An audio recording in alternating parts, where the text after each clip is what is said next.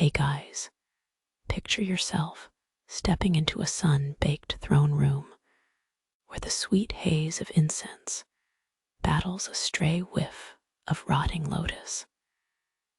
And Cleopatra is wielding a cobra-slithering scepter like a medieval game of thrones board. Only the pieces bleed sand and political intrigue. Before we plunge in, smash that like button like a chariot wheel and drop a comment if you've ever felt like a minor pawn in your office drama. Dim the lights, grab a cold drink, and let the distant hum of desert winds wash over you as you sink into the cold marble beneath your fingertips, while the clink of jeweled armor echoes louder than your neighbor's Wi-Fi notifications. You'll hear whispered conspiracies hotter than a summer bazaar, the rustle of silk louder than your inbox alerts, and realize this is basically The Office meets a pyramid, just with fewer coffee breaks and more cobra venom. Did you ever imagine Cleopatra's love triangle could outshine modern reality? TV, tell me in the comments, which ancient scandal would make your inbox explode? In the thin, amber light of an Alexandrian dawn, the city stirred with the soft clatter of market stalls and the distant sigh of the Mediterranean. Cleopatra slipped through the stone colonnades, the scent of oil lamps mingling with the sea breeze, as the news of her brother's sudden death echoed through the marble corridors. Her hand brushed the cool marble of the throne room, feeling the lingering temperature of recent candles. Courtiers moved like subdued shadows, their murmurs rustling like dry papyrus. The moment felt ordinary, yet the weight of a crown settled quietly upon her shoulders. Within the same walls, rival nobles gathered in a vaulted hall, their sandals scraping the polished floors as they whispered strategies over cups of bitter tea. A messenger from Rome arrived, his sandals leaving faint footprints on the dusty aisle, his eyes concealed behind a veil of uncertainty. The air grew heavy with the scent of incense and the faint echo of distant drums, hinting at foreign ambitions. Cleopatra listened, her fingers tracing the edge of a scroll, while the sun slipped lower, casting long shadows that seemed to stretch toward the harbor. The tension was palpable, but measured, like the slow rise of a tide that had not yet broken upon the shore. Each noble's breath was a quiet drumbeat, marking the rhythm of a power that could shift with a single sigh. Irony slipped in like a lazy cat weaving between legs, the very symbols of permanence, statues of gods, and stone hieroglyphs, now seemed to glance away, their faces blurred by the glow of torches. The throne, once a solid promise of stability, felt as fragile as a cracked amphora left to sit in the sun. A servant offered Cleopatra a simple loaf of barley bread, its warm crust a reminder that even rulers share the same hunger. The distant sound of a Roman legion's march was muffled, as if the empire itself were drifting in a distant dream. In that quiet juxtaposition, power and mundanity coexisted like a muted melody playing on an old lyre. Evening settled over Alexandria, painting the courtyard walls in soft terracotta hues as the lanterns flickered to life. Cleopatra sat on a low stone bench, the coolness of the stone under her palm contrasting with the lingering warmth of a teacup cradled in her other hand. Around her, artisans repaired nets, their fingers moving with the practiced rhythm of the sea, while children chased a stray cat among the columns. The breeze carried the faint aroma of baked figs, and the distant murmur of the harbor blended with the occasional splash of oars. In this ordinary tableau, the crown rested lightly, almost unnoticed, as the city exhaled into night. Later, as the stars emerged like quiet witnesses, Cleopatra gazed toward the horizon where the Nile met the dark water, her reflection wavering on the surface. She thought of the fleeting nature of ambition, how the weight of a crown could be as gentle as a silk shawl draped over a chair.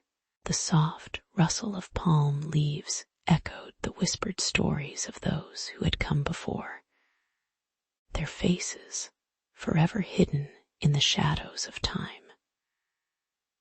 A distant horn sounded, a low, melancholy note that lingered like a sigh in the night air.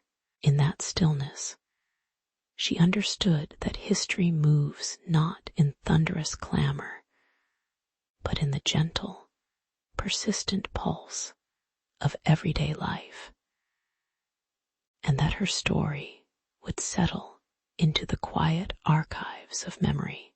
Cleopatra walks through a cool marble corridor, sunlight spilling over hieroglyphic walls, and she gazes toward the distant desert horizon where the faint clink of camel bells drifts on the wind. She meets the sand-stained warlord Ptolemy XII, his cloak dusted with dunes, and they discuss trade routes over a table of papyrus and oil lamps. Their fingers brush the rough edge of a scroll as they sign a fragile pact, the ink feeling like dry dust against their skin. The palace gardens hum with cicadas, their chirping a steady backdrop to the sealed agreement. In the quiet of the evening, the alliance is sealed, as steady as the river's sigh against the banks.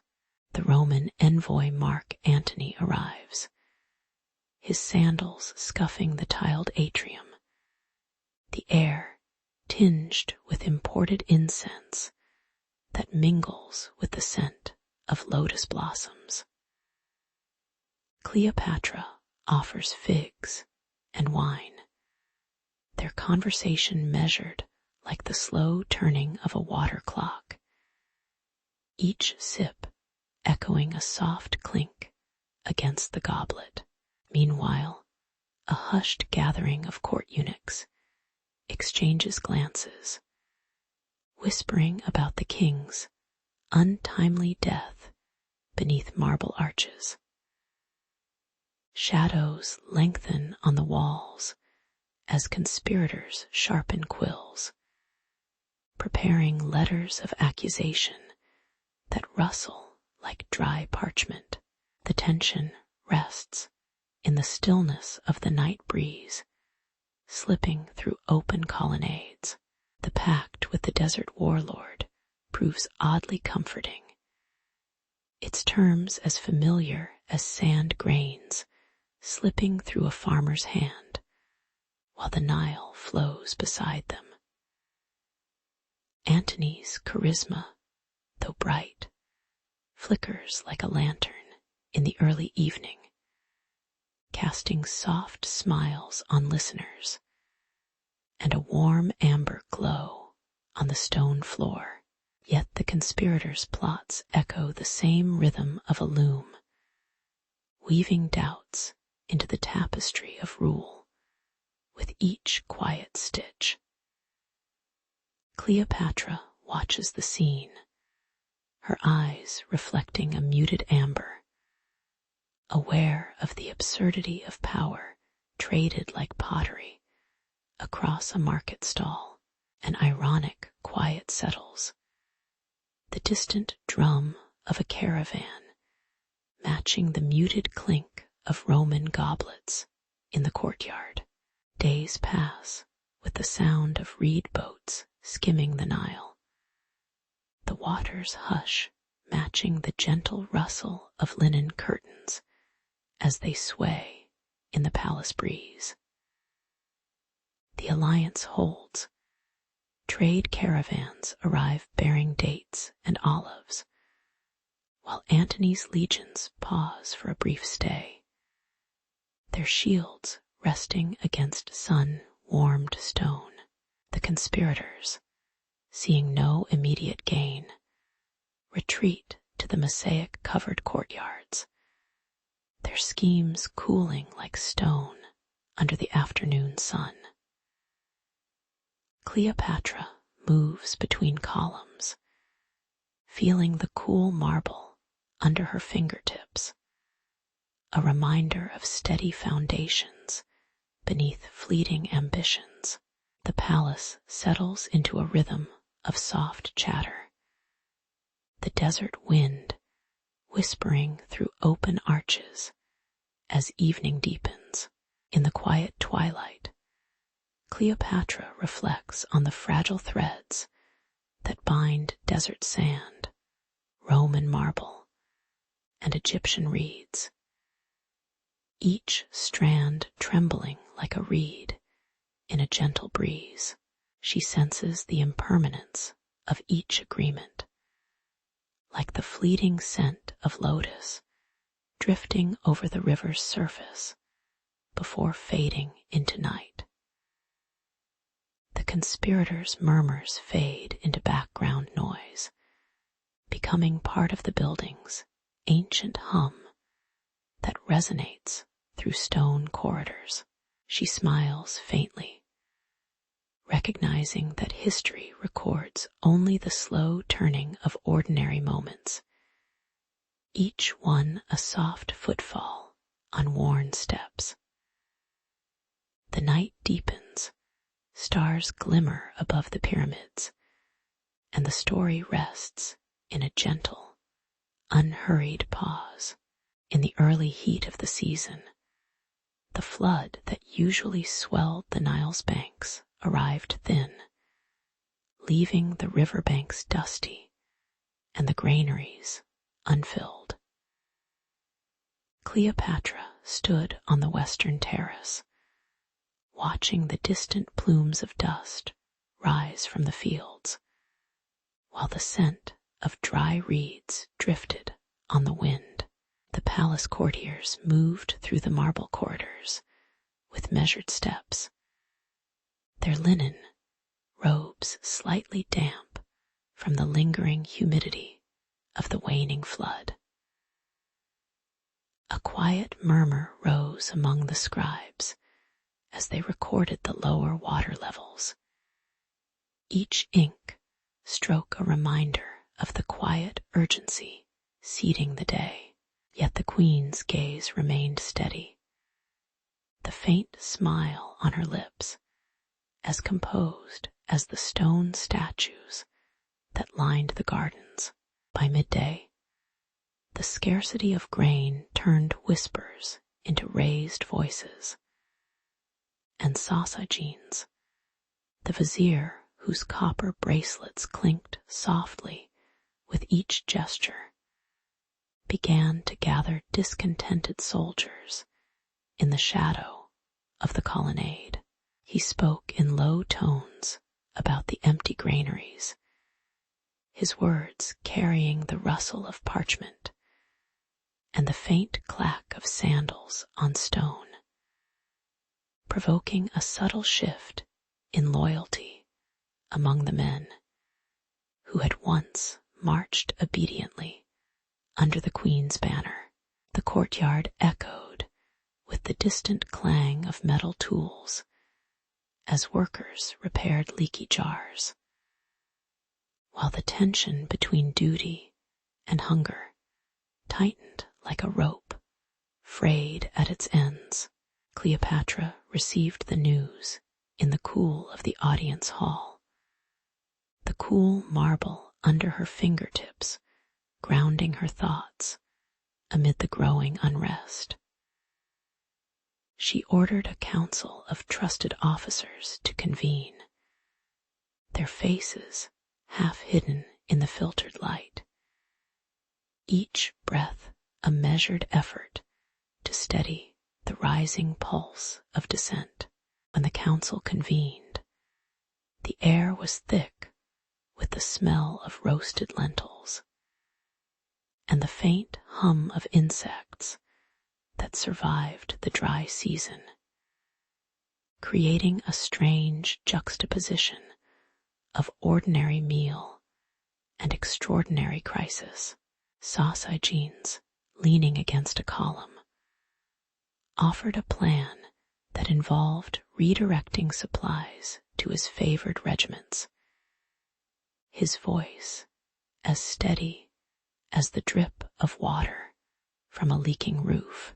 Cleopatra listened, her fingers lightly tracing the rim of a copper cup, noting the irony that the very hands meant to protect the realm were now proposing a subtle betrayal. The soldiers outside shuffled their spears, the metal glinting faintly under the sun, while the palace cats curled lazily on woven mats, indifferent to the political currents. In a quiet yet firm tone, the Queen suggested a march to the southern granaries, a decision that felt both inevitable and oddly routine, as if the nation were simply moving from one market stall to the next. The march through the parched fields was marked by the soft crunch of sand under sandals, the distant call of a lone heron wading through a shrinking pool, and the occasional sigh of a wind that carried the faint scent of salt from the distant coast.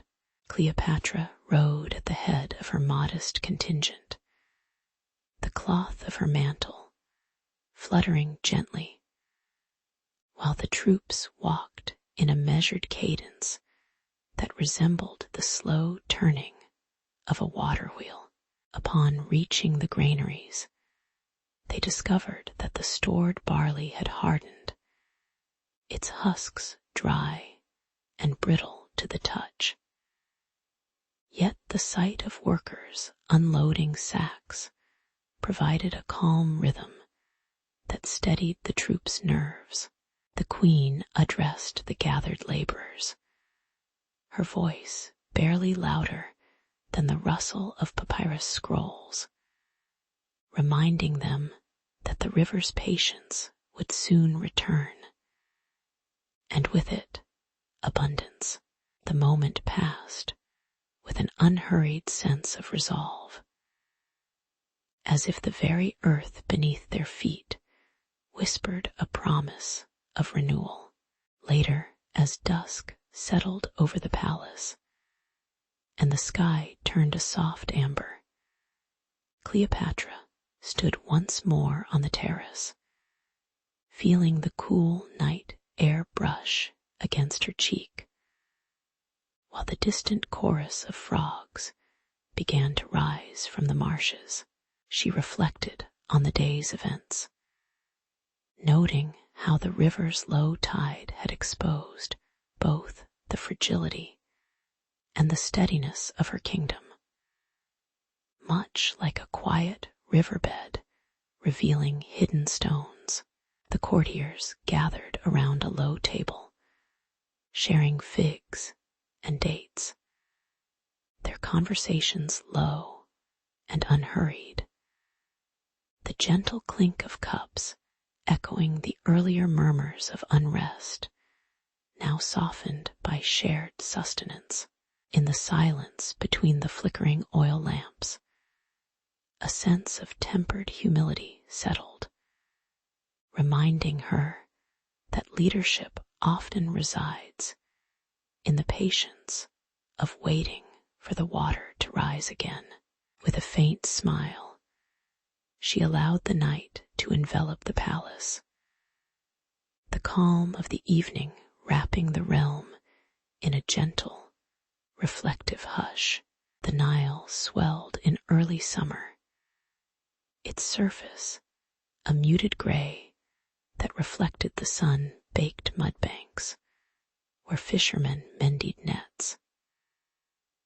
In the shadow of the palace, Cleopatra watched the quiet flow from a low balcony, her eyes lingering on the distant hills where Roman banners fluttered faintly. She turned to her advisors, their sandals whispering against the stone, and spoke of a plan to cross the river with a fleet of reed hull barges reinforced with bronze. The air carried the faint scent of papyrus and salt, a reminder that the Red Sea lay beyond, waiting like a patient tide. With a measured breath, she set her hand on a scroll, feeling the coarse fibers as if they were a promise of steady resolve. The first vessels slipped past the western quay, their oars cutting the water in slow, rhythmical strokes that echoed against the limestone walls.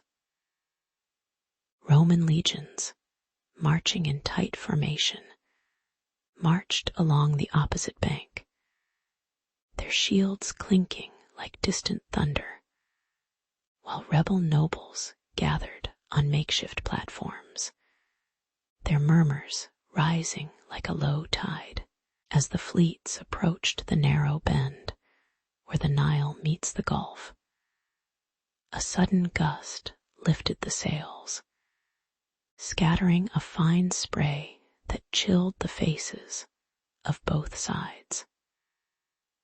Tension rippled through the crews, each rower feeling the weight of centuries in the vibration of the wood. Yet the currents held steady, and the ships glided past each other with a barely audible sigh of rope against rope. When the barges finally met the Roman corvus, the iron claws lowered with a muted clang that seemed almost comical against the vast silence of the river. The rebel nobles, expecting a clash of steel, instead found themselves tangled in reeds, their ornate cloaks slipping into the water with a soft splash. Cleopatra observed from the stern, a faint smile curving her lips as she watched the disciplined legionaries wobble on the slick decks, their helmets glinting like dull coins. The irony of such a grand confrontation reduced to a gentle slippage did not escape the onlookers, who exchanged weary chuckles under the waning light. The scene unfolded like a quiet theater, each participant aware that the spectacle was as much about dignity as about destiny. As the sun lowered, painting the sky in muted amber. The combat dissolved into a hesitant ceasefire. Oars rested against the hulls, and the water calmed to a glassy hush. Soldiers on both sides lowered their spears, their breaths forming tiny clouds that drifted upward, merging with the evening mist.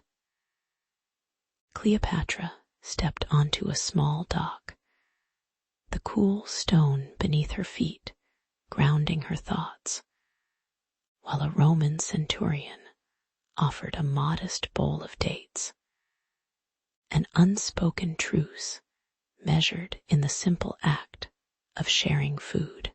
The rebels reclaimed their banners, laying them gently on the sand, the fabric fluttering softly as if in acknowledgement of the river's patience.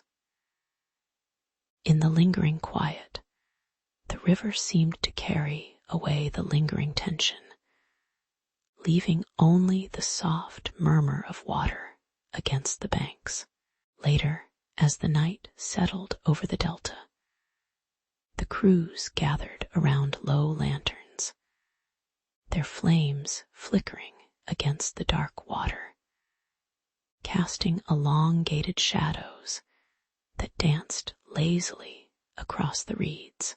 Cleopatra listened to the low hum of stories being traded, tales of distant wars, of harvests missed, of children sleeping under olive trees, each narrative a thread, stitching together the collective memory of a people who had just brushed against catastrophe.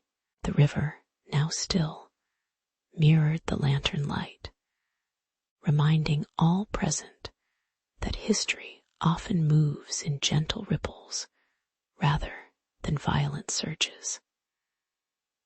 In the quiet, she reflected on the fleeting nature of power, feeling the night's cool air brush her skin like a soft admonition to cherish the ordinary moments that survive long after crowns have fallen. With a final sigh, she turned away, the distant call of a night bird echoing the promise of tomorrow's calm. The sun had already slipped behind the western dunes when Cleopatra walked the marble corridors of the palace. The echo of her sandals, a soft tap against stone. Victory over the rival faction lingered in the scented air, mingling with the faint perfume of lotus blossoms that clung to the curtains, though the banners of triumph fluttered gently from the high windows. Her shoulders carried the weight of countless whispered doubts.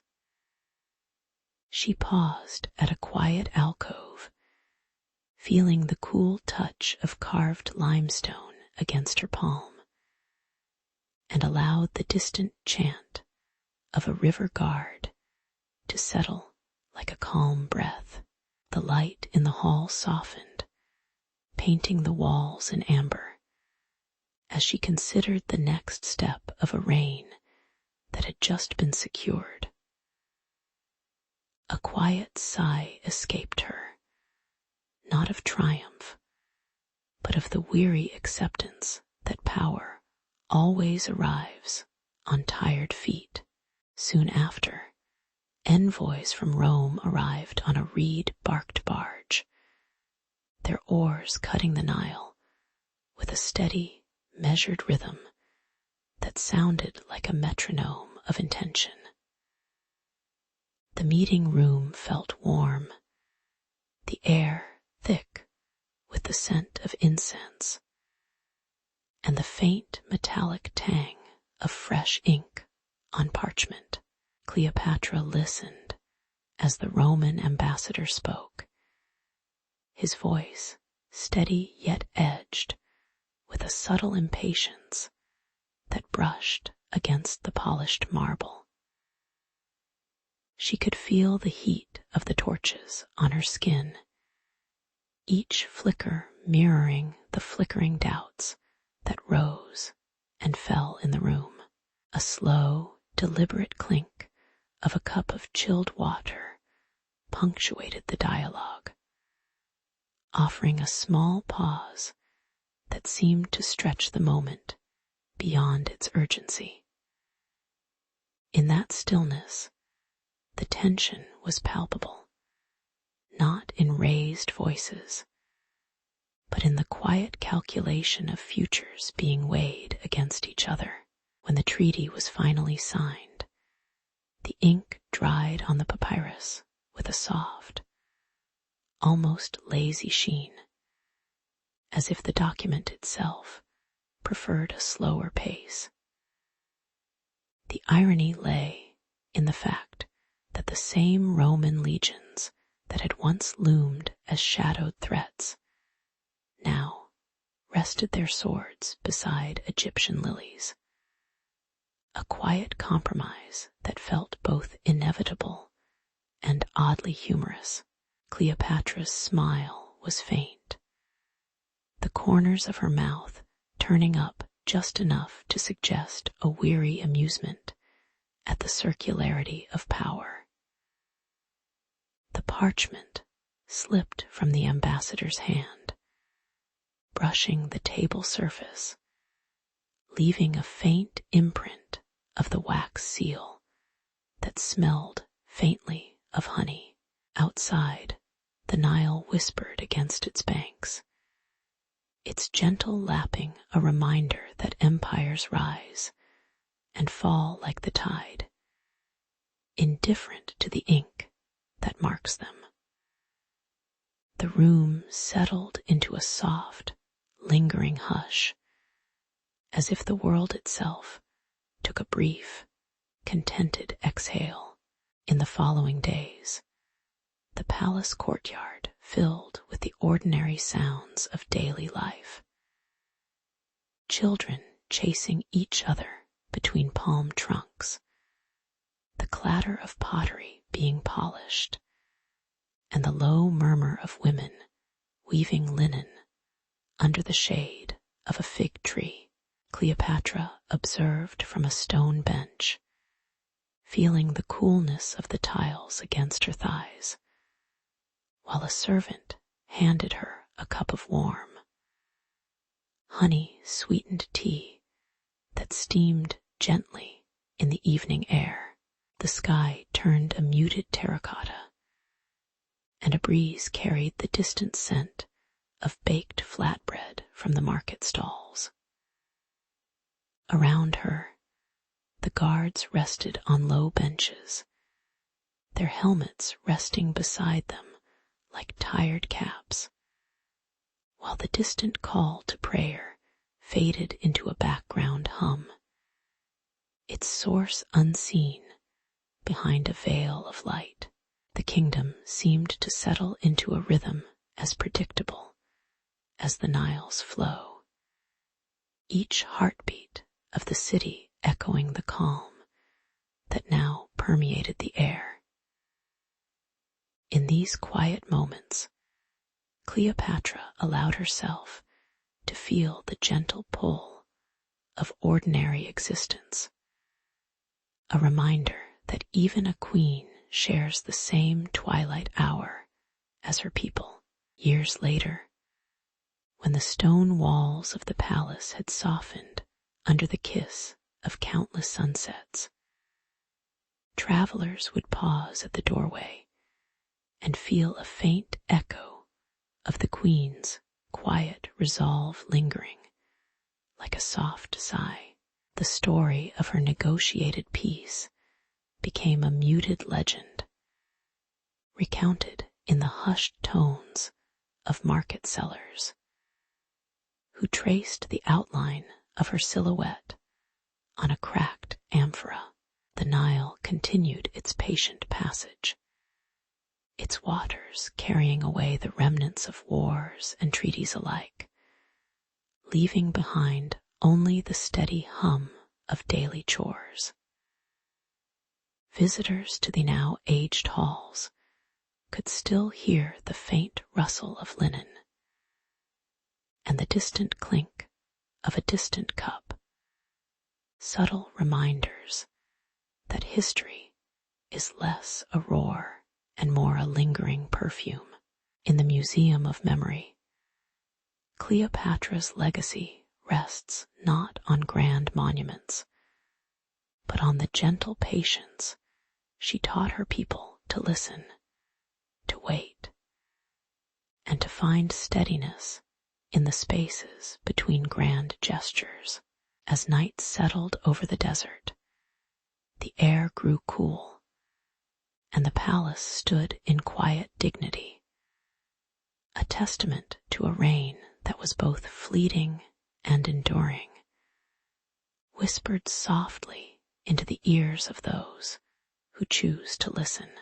At the close of the 3rd century BCE, the marble terraces of Alexandria glowed with a muted amber as the sun slipped behind the harbor, and the young Cleopatra VII stepped onto the raised dais beside her brother Ptolemy XII. Their crowns, heavy with cedar and lapis, pressed lightly against the cool flesh of their foreheads, a reminder of the fragile line of inheritance that had survived wars and poison alike. Court attendants, eunuchs with polished ivory fans, priests whose robes rustled like dry leaves, watched in silent sequence, their eyes reflecting the same weary cadence of the Nile. The marble floor beneath their sandals carried the faint echo of distant market stalls, a reminder that the kingdom's grandeur rested on ordinary daily trade. In this moment, the throne felt less a throne than a sand-covered platform waiting for footsteps to settle. The quiet was soon broken by a soft murmur of negotiation as Roman envoys, their tunics dyed a subdued ochre, unfolded parchment scrolls beside the gilded throne. Behind them, a eunuch named Pothinus whispered counsel to the boy king, his voice a dry rustle like papyrus unfurling in the breeze. Priests in muted white cloaks offered incense, its smoke curling lazily, while their masked faces remained hidden in the dim light, their expressions unreadable. Cleopatra sensed the pressure of each hand reaching for influence, the weight of a dagger concealed beneath a silk sleeve, the subtle shift of a sandal as a rival stepped forward. The air grew warm, tinged with the salt of the sea and the faint scent of figs, as the council's delicate balance began to tremble. It was oddly comical that the most formidable player on the board was a teenager who preferred the cool shade of the library's colonnade to the glitter of royal banquets. While eunuchs polished the ivory chess pieces, Cleopatra practiced the art of silence, letting the stone walls absorb her breath, a quiet rebellion against the shouted ambitions around her. Roman envoys, accustomed to distant conquests, found themselves waiting for a cup of warm barley water, their impatience softened by the rhythmic lapping of water against the dock. The priests, hidden behind shadows, recited prayers, whose faces were forever blurred, their reverence a quiet echo against the clatter of political scheming. In the end, the irony lay in how the kingdom's future hinged on a smile offered between the hiss of a candle and the rustle of a silk veil. As the afternoon waned, a soft breeze slipped through the colonnade, carrying the distant sound of children's laughter from the garden courtyard. Cleopatra and Ptolemy, both draped in light linen, sat on low benches, their feet barely touching the cool marble, sharing a modest meal of dates and flatbread in quiet companionship. The eunuch who had whispered counsel earlier now tended a small garden of rosemary, his hands steady, the scent grounding the room like an old melody. Roman envoys set down their scrolls, allowing the simple rhythm of a water clock's tick to dominate the space, a reminder that even empires pause for breath. In that measured stillness, the throne seemed less a battlefield and more a weathered stone that had learned to endure the passing of countless suns. When night finally settled, the palace lanterns flickered amber, casting gentle shadows that softened the once sharp lines of power. Cleopatra gazed out over the black watered Nile, the ripples mirroring the faint tremor of her own thoughts about legacy, duty, and the fleeting nature of authority. The court's earlier clamor had settled into a hushed chorus of distant drums, their beats echoing like a lullaby for a kingdom perched on the edge of change. She understood, with a quiet humility, that the sand beneath the throne would shift, no matter how firmly a ruler tried to anchor it, and that each rival's ambition was a grain that eventually returned to the earth. In that reflective hush, history seemed to yawn, content to watch the human drama unfold slowly, like a slow river winding toward an inevitable sea. In the late spring of 48 BC, the sun rose over the reeds of the Nile, casting a soft amber on the stone courtyard where Cleopatra watched the river's slow current. She was already aware of the thin veil that separated her throne from her younger brother, Ptolemy XIII, whose regents moved like shadows behind the palace pillars. The court's whispered gossip carried the scent of dates and incense, while the quiet clatter of pottery reminded her that power was as fragile as the thin clay cups they used. Cleopatra's ambition felt like a warm perfume, lingering yet unspoken, mingling with the dry heat of the desert wind that slipped through the colonnades. In these idle moments, the dynasty's ancient legacy seemed to sigh, a tired chronicle waiting for its next page to be turned.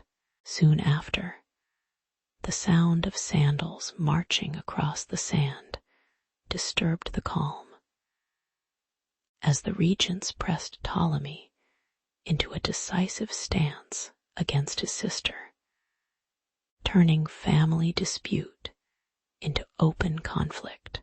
Soldiers' shields rang against each other, and the Nile's surface rippled with the wake of small boats ferrying troops, each oar stroke a muted heartbeat of war. News of Julius Caesar's arrival drifted like a distant drum, the clink of Roman armor echoing through the marble halls, and adding a foreign timbre to the Egyptian night. The tension grew palpable, yet the air remained warm, the heat of the day lingering in stone arches as both sides prepared their lines. Cleopatra observed the unfolding standoff with a calm gaze, her fingers lightly tracing the cool stone of a column as she considered each move. When the first skirmish broke, the clash was more a whisper of metal than a thunderous roar. The sound of spears striking armor blending with the occasional laugh of a tavern keeper serving flat bread to weary soldiers. Ironically, the brother who once shared a cradle now found himself confined within the palace's inner courtyard, his eyes reflecting the same pale light that filtered through the lattice screens. Caesar's legions, disciplined and measured, crossed the river in orderly rows, their sandals barely stirring the water, while Cleopatra slipped through shadowed pathways, her dress rustling like dry leaves.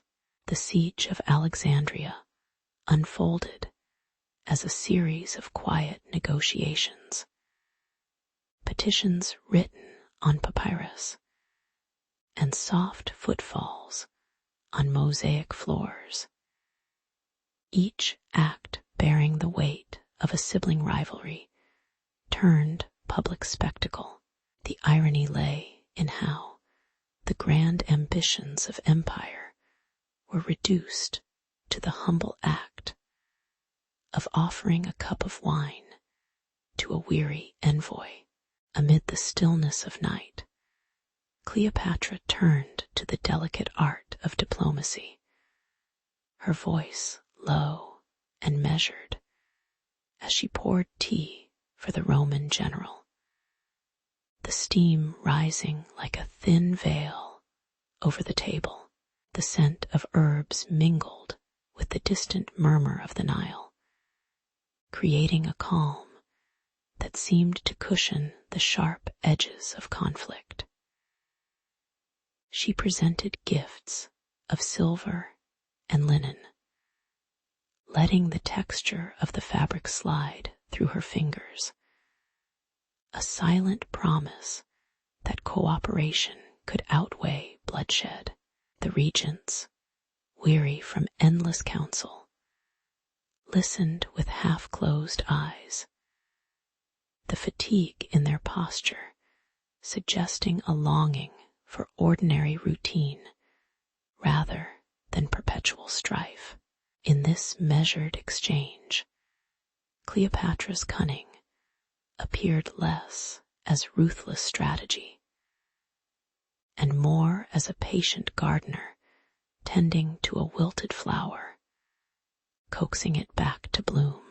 When the dust settled and the river returned to its gentle sigh, both Cleopatra and Ptolemy found themselves altered by the quiet lesson that power, like water, erodes the hardest stone over time. The palace walls bore faint scratches from the recent turmoil, yet the evening light painted them in soft terracotta, reminding all who passed that history moves with a sigh rather than a shout. Their rivalry, now softened by shared survival, became a story whispered to apprentices in the schoolyards, where children traced the outline of the Nile with chalk, unaware of the grander currents beneath. Cleopatra's eyes once bright with ambition, now held a muted glow, reflecting the amber glow of oil lamps that steadied the night.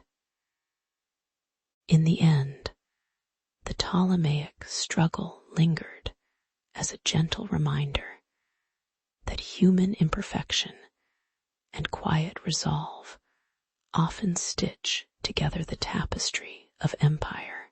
When the dust of Caesar's triumph settled over the Nile, the young Cleopatra guided a quiet procession through the marble colonnades of Alexandria, carrying the infant Ptolemy XIV on a soft linen swaddling.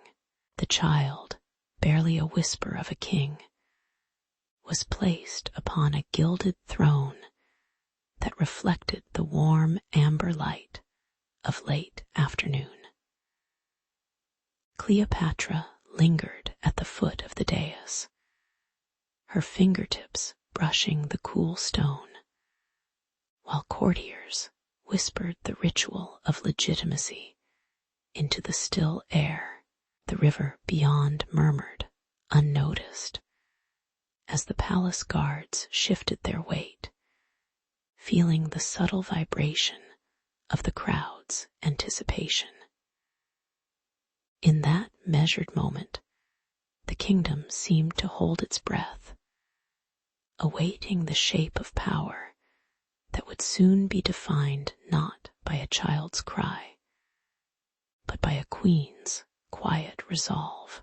The scene unfolded with the gentle cadence of a lullaby, each footstep soundless against the echo of centuries.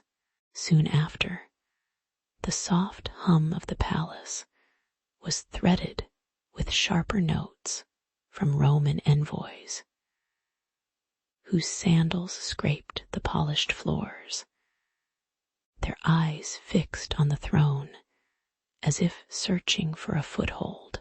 Egyptian priests, cloaked in dark linen, gathered in shadowed alcoves, their murmured prayers lingering like a faint perfume, their faces hidden behind the flickering torchlight.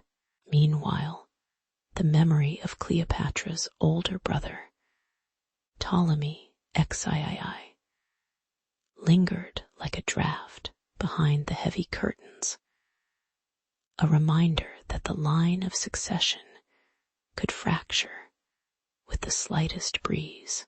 The courtiers sensed a tension between the distant clatter of Roman ambitions and the close, rustling scrolls of local council, each whisper tugging at the young king's fragile crown.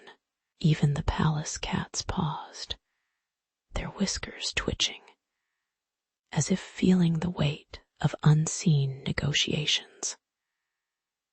The air grew cooler, the incense smoke curling in lazy spirals, marking an uneasy balance that hovered over the marble corridors. In the midst of this delicate equilibrium, Cleopatra arranged her own marriage to Mark Antony, a union that felt both ceremonial and absurd, like two rivers meeting at a narrow ford. The ceremony unfolded under a canopy of pale linen, where the soft rustle of silk and the distant lap of the Nile provided a muted soundtrack to an event that was as political as it was personal. Observers noted the irony of a child king presiding over a throne, while a foreign general knelt beside the queen, their hands clasped in a gesture that promised alliance, yet concealed rivalry. The marble statues seemed to smile faintly, their stone eyes unseeing, as the guests exchanged polite nods and the clink of cup against cup echoed through the hall. Shadows stretched across the floor, lengthening as the sun slipped lower, casting a warm amber glow that softened the sharp edges of ambition. The entire tableau held a gentle humor, as if history itself were watching a well-rehearsed play, while the actors whispered their doubts beneath courteous smiles. After the ceremony, the palace settled into a rhythm of ordinary tasks. Servants carried baskets of figs and dates, their steps muffled on woven rugs, while scribes inked letters with steady, patient strokes. Cleopatra spent evenings seated on a low stool, the cool marble beneath her palms, listening to the distant hum of fishermen pulling in their nets, the scent of jasmine drifting through open shutters. The young Ptolemy, now swaddled yet again, slept in a cradle that rocked gently with the sigh of the wind, his breath barely audible over the soft croak of distant frogs. Priests entered the inner sanctum, their chants barely audible, their faces blurred by the candlelight, offering quiet counsel that blended into the background like a subtle perfume. Even the guards, their armor dulled by the day's heat, leaned against pillars, their eyes half closed, as if sharing the same languid pause that settled over the court. In these moments, power seemed less a thunderous claim and more a steady, warm glow that illuminated daily life without disrupting its flow. When the night finally deepened, the palace corridors fell silent, the only sound a faint drip of water from an ancient well, echoing the steady pulse of time itself. Cleopatra stood at the balcony, the cool night air brushing her cheek, and watched the river's surface mirror the stars, a reminder that empires rise and fall like tides.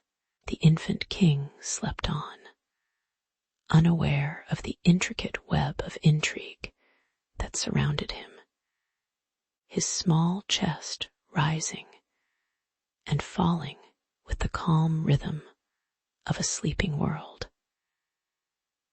In the quiet, the lingering threat of past rivals seemed to dissolve into the soft darkness, leaving behind only the gentle hum of ordinary existence.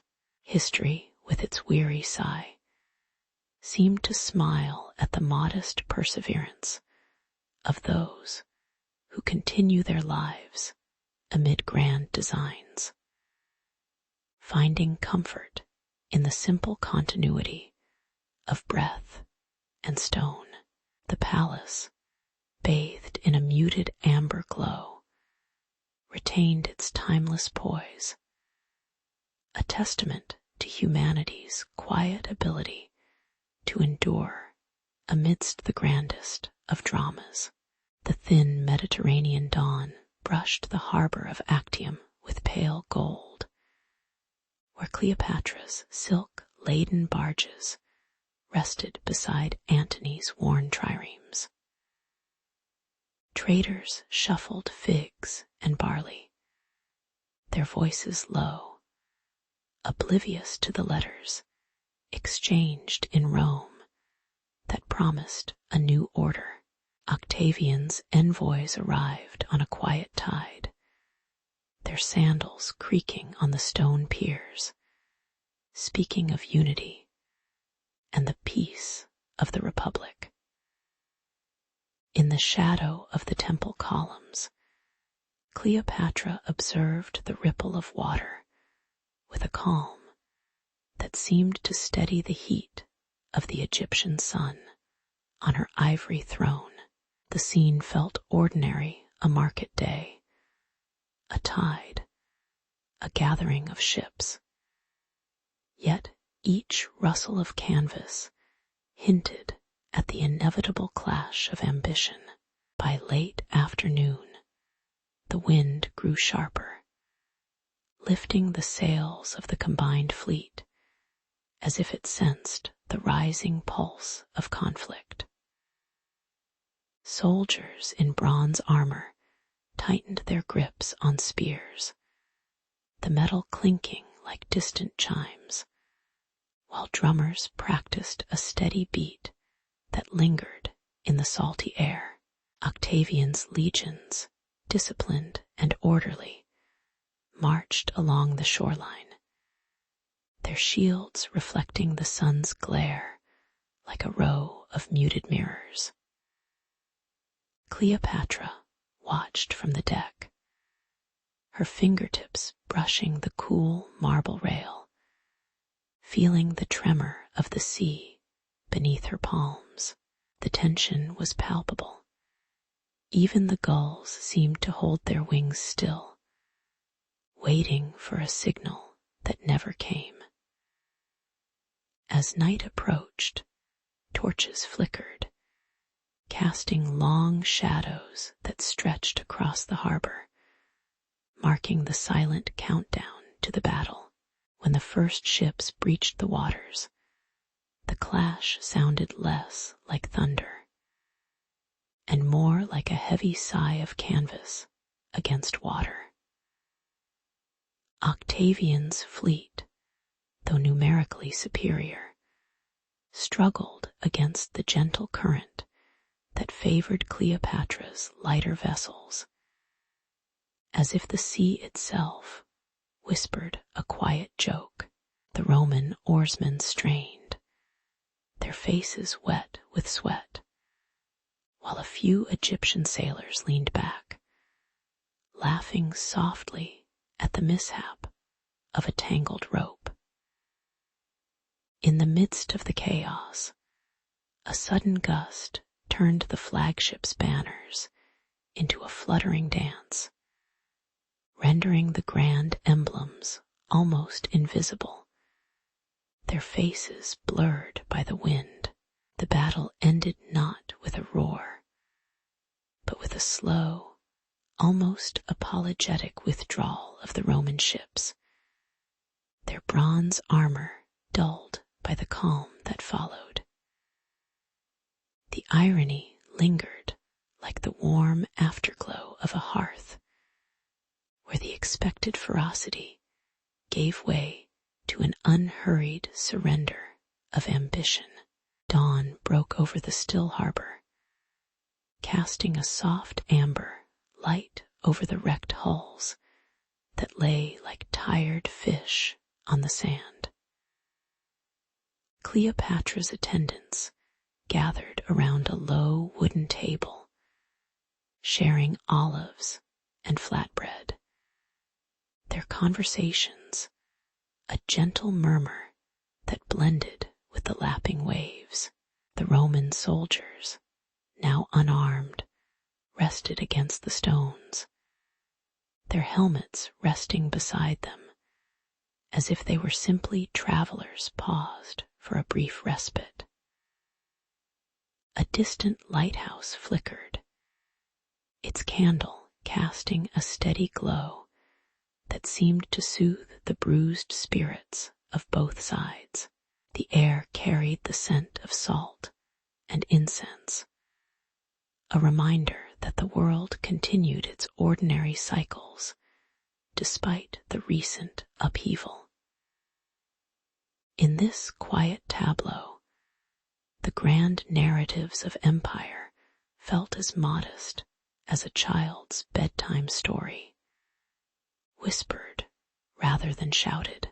Years later, the marble arches that once framed the harbor would crumble, Yet the memory of that gentle standoff lingered in the stones like a faint echo.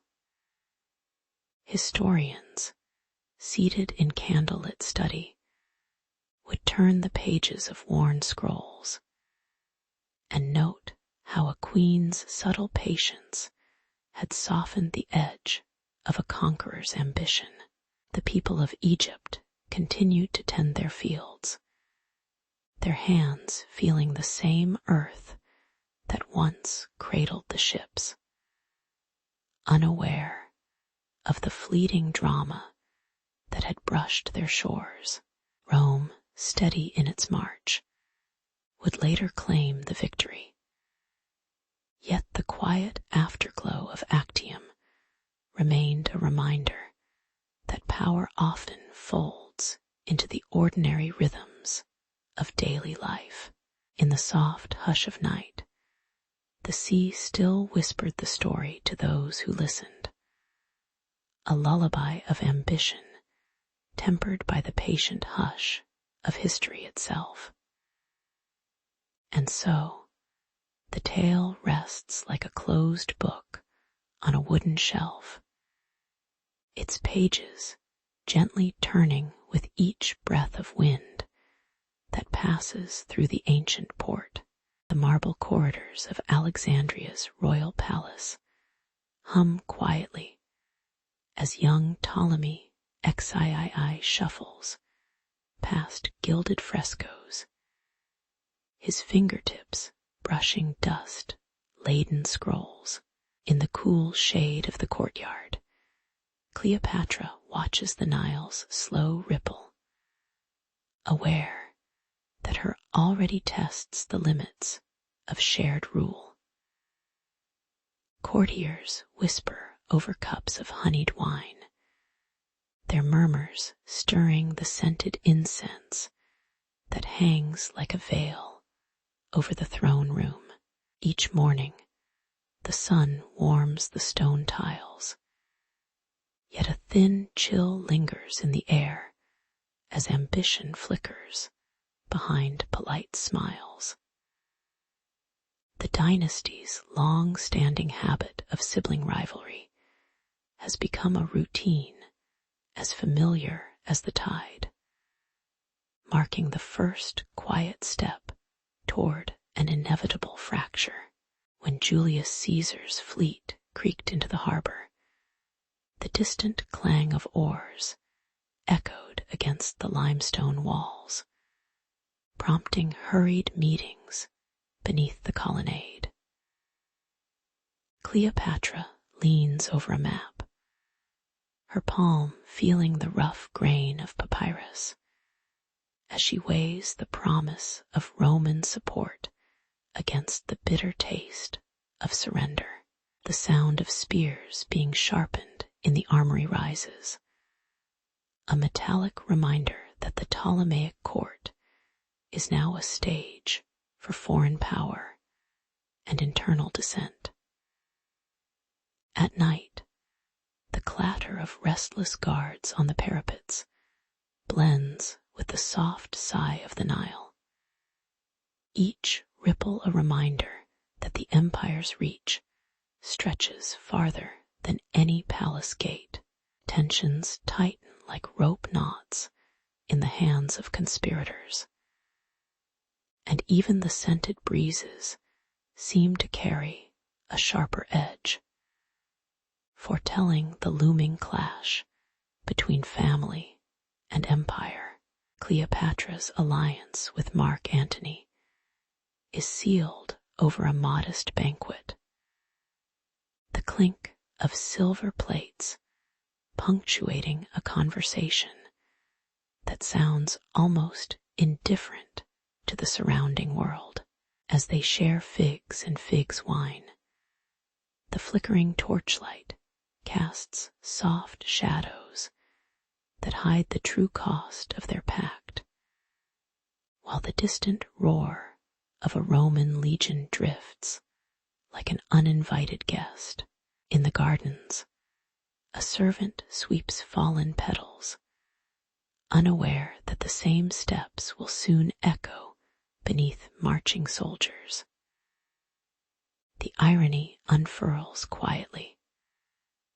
A queen who once guided scholars now watches her empire shrink, while still dressing in the same linen robes that her ancestors wore. The court's laughter becomes a muted hum, a gentle reminder that even grand ambition can dissolve into the ordinary rhythm of daily chores. The night after the battle, the palace walls are still, and the moon's pale glow spills over the polished floor, bathing the empty throne in silver calm. Cleopatra slides a scented reed pipe across her palm, its faint melody drifting through corridors that now smell of warm stone and distant smoke. With a soft sigh, she steadies the cool marble edge of a basin, the water's surface rippling gently as she places the asp's basket upon it.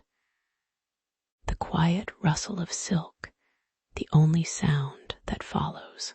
The guard's boots pause at the doorway, their steps muffled, as if the very air respects the stillness of a ruler's final breath.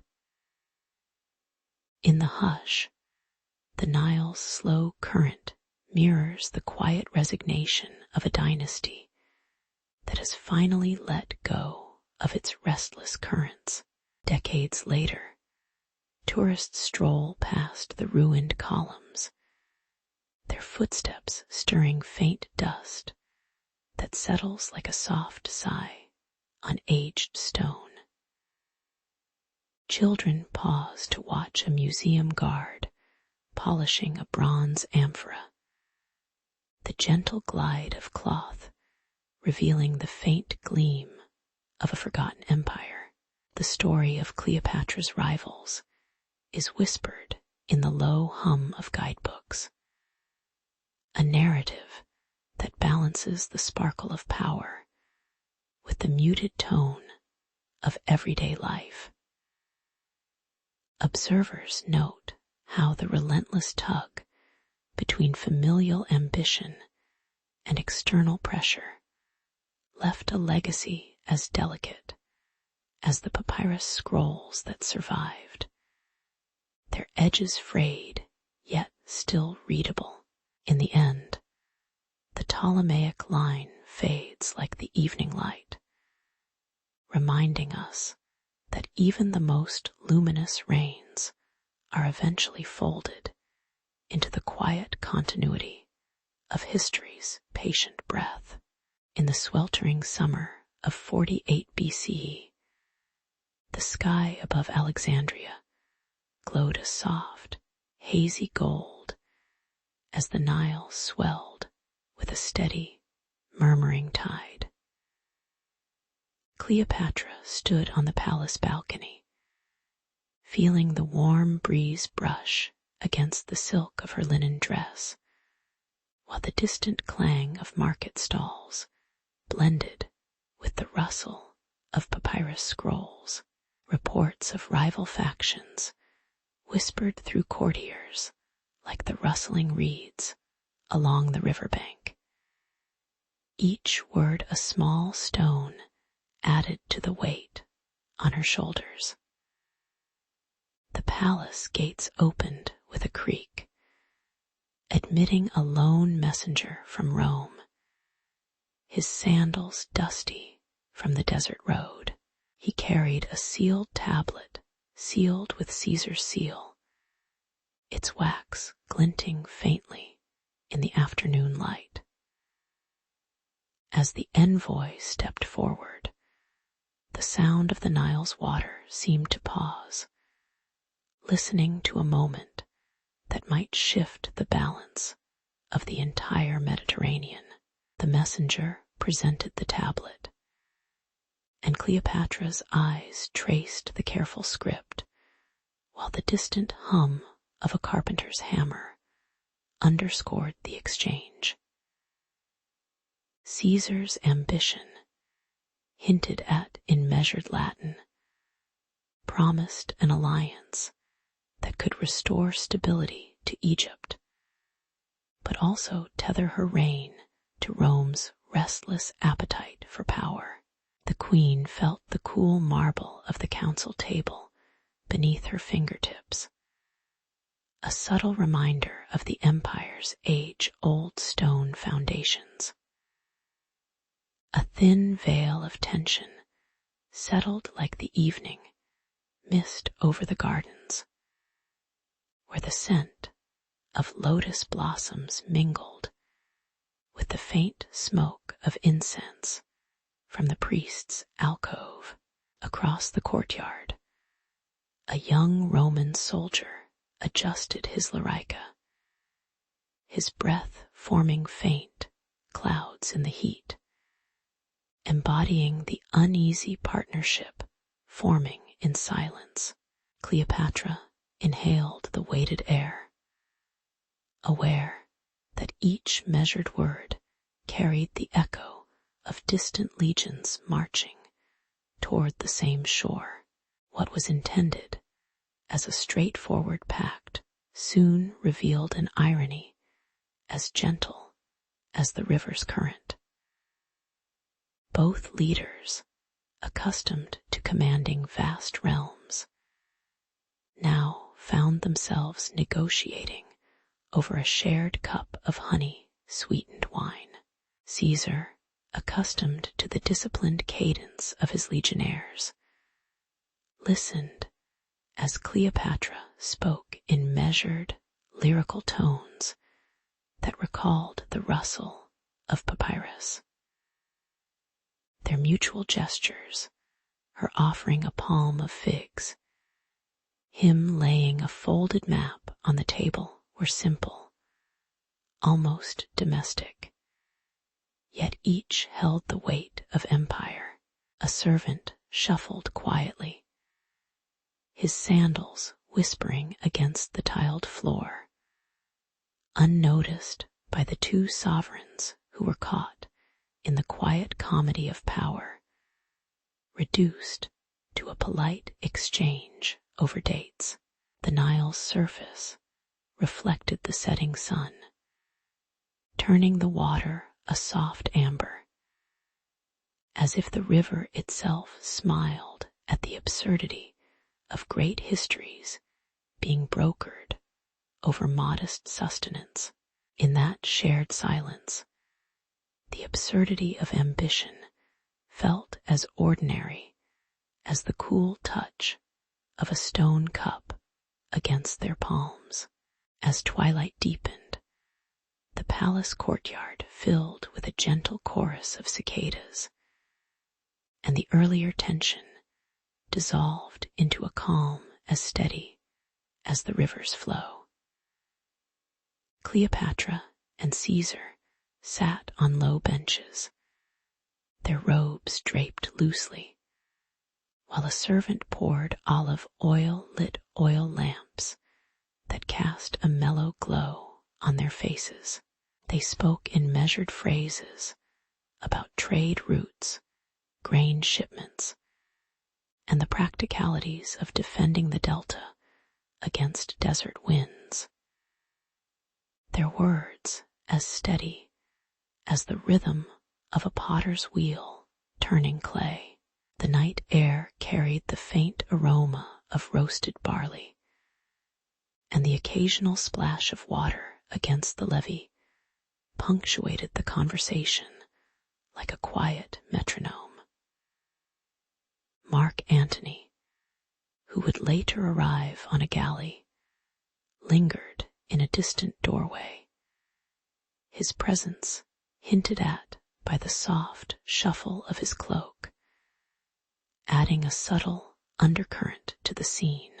The evening settled into a state of gentle acceptance, each leader feeling the cool stone beneath them and the steady pulse of the Nile as a steady companion to their weary plans.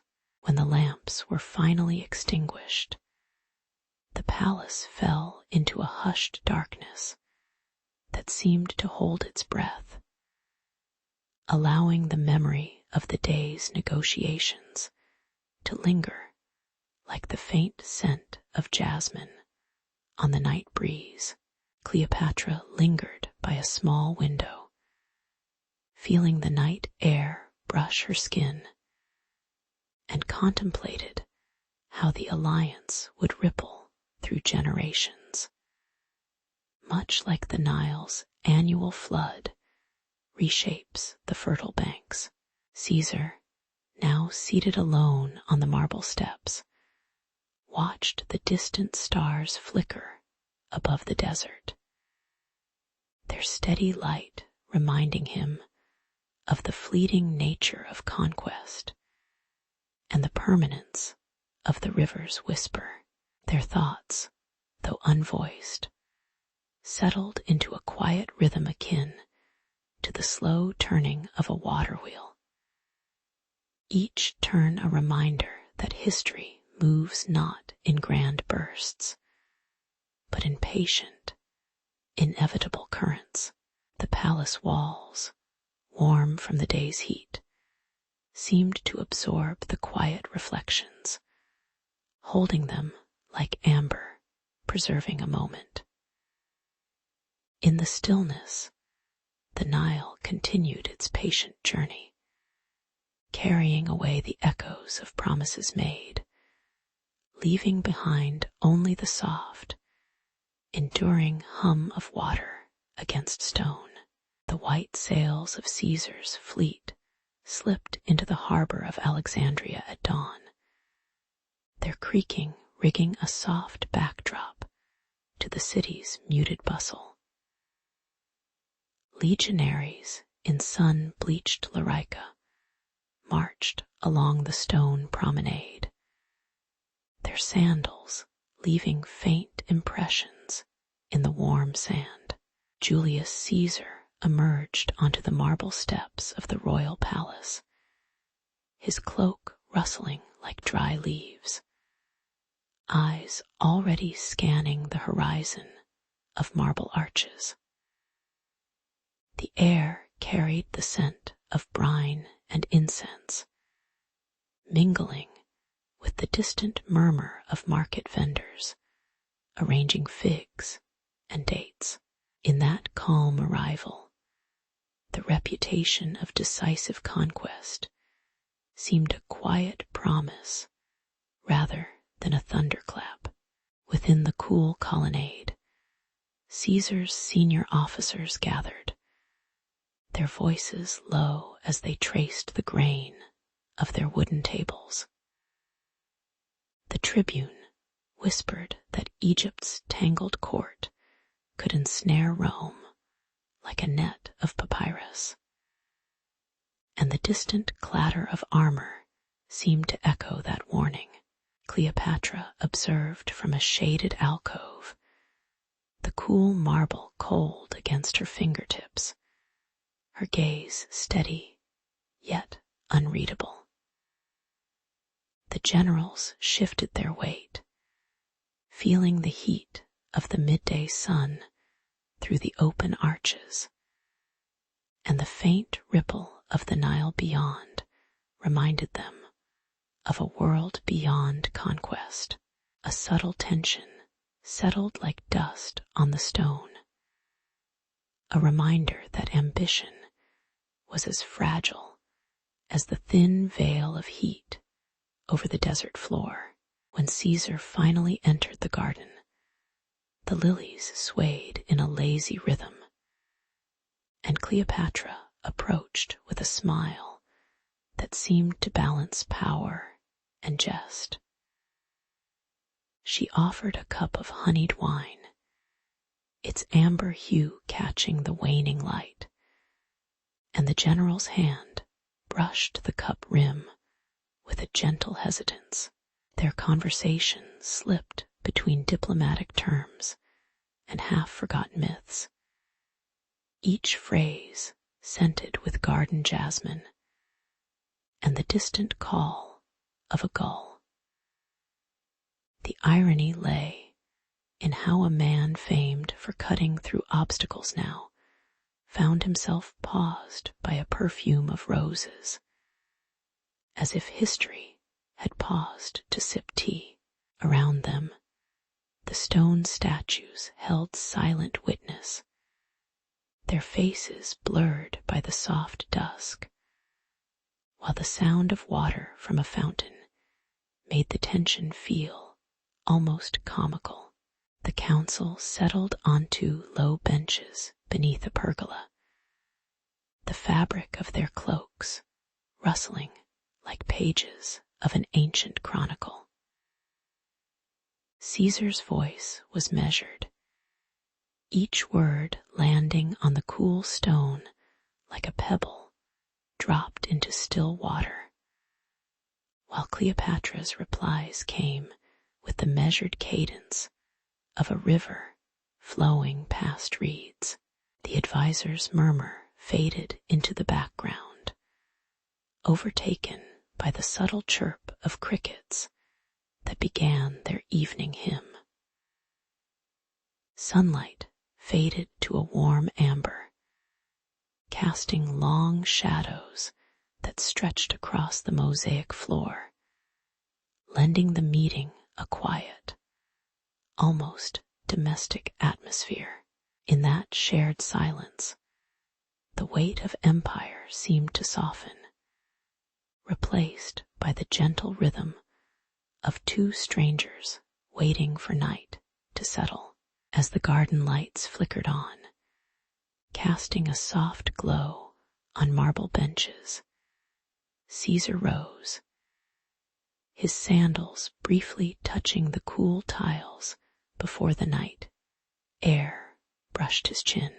He glanced back at Cleopatra, whose silhouette was outlined by the lantern's amber halo, her expression a calm mask that concealed more than it revealed. The Roman legions, now quieted, stood in formation like a sleeping herd, their banners whispering in the night breeze. The fleeting alliance felt like a breath drawn in the heat of desert dusk, present, fleeting, and soon to be remembered only as a subtle shift in the tide of history. With a slow, measured step, Caesar departed toward the harbor, leaving behind a garden that held the lingering scent of jasmine and the soft echo of an unspoken promise, a reminder that even great ambitions are cradled by ordinary moments.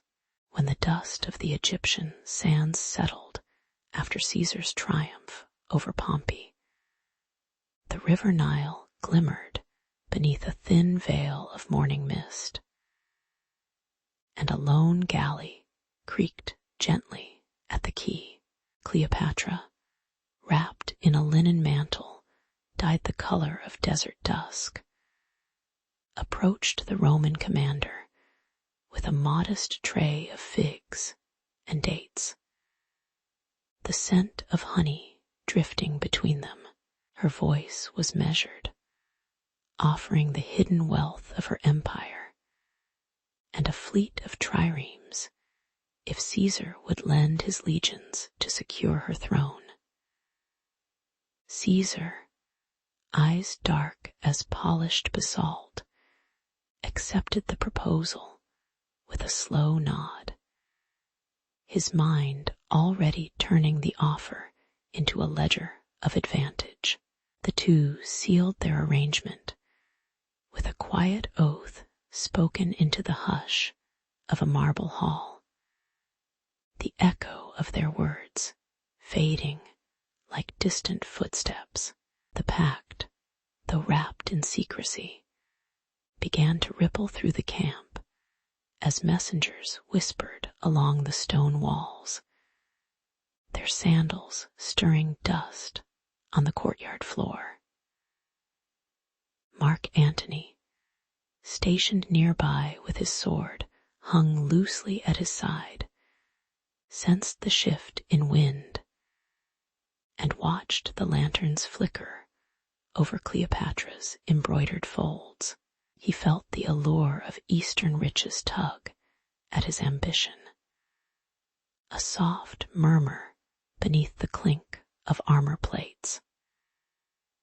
In the evenings, when the firelight painted amber shadows on the soldiers' faces, Antony lingered by the map table, tracing the coastline with his finger, as if measuring the distance between desire and duty, the subtle tension between loyalty to Caesar and the pull of Cleopatra's promise settled like a low hum in the night air.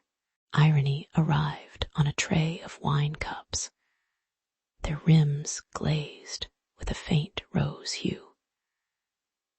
As the Roman legionnaires, accustomed to marching through arid plains, found themselves loading cargoes of papyrus and perfume into their coffers, the very ships Cleopatra promised to provide were soon filled with Roman soldiers, their shields reflecting the pale moon, while the promised gold lay concealed in vaults that smelled of oil and seaweed. Caesar, ever the pragmatic observer, noted the absurdity of fighting for wealth that would soon be turned into tribute for his own name. Meanwhile, Antony, sipping the wine, smiled faintly, aware that the alliance might become a stage for his own future narratives. The scene carried a quiet humor, a reminder that power often wears the same modest robe as the common worker polishing a bronze vase. As the weeks unfolded, the harbor grew steady with the rhythm of oars and the low thrum of ropes being coiled, each motion a soft percussion against the stone embankments. Caesar's legionaries rested on straw mats, their helmets resting beside them, while Cleopatra's attendants quietly arranged fragrant garlands around the waiting ships. The air held a gentle coolness, the scent of salt mixing with the faint aroma of baked flatbread from nearby stalls, creating a tableau of ordinary diligence behind grand designs. In this calm, the secret oath seemed less a contract and more a shared breath between two leaders who understood the weight of quiet moments.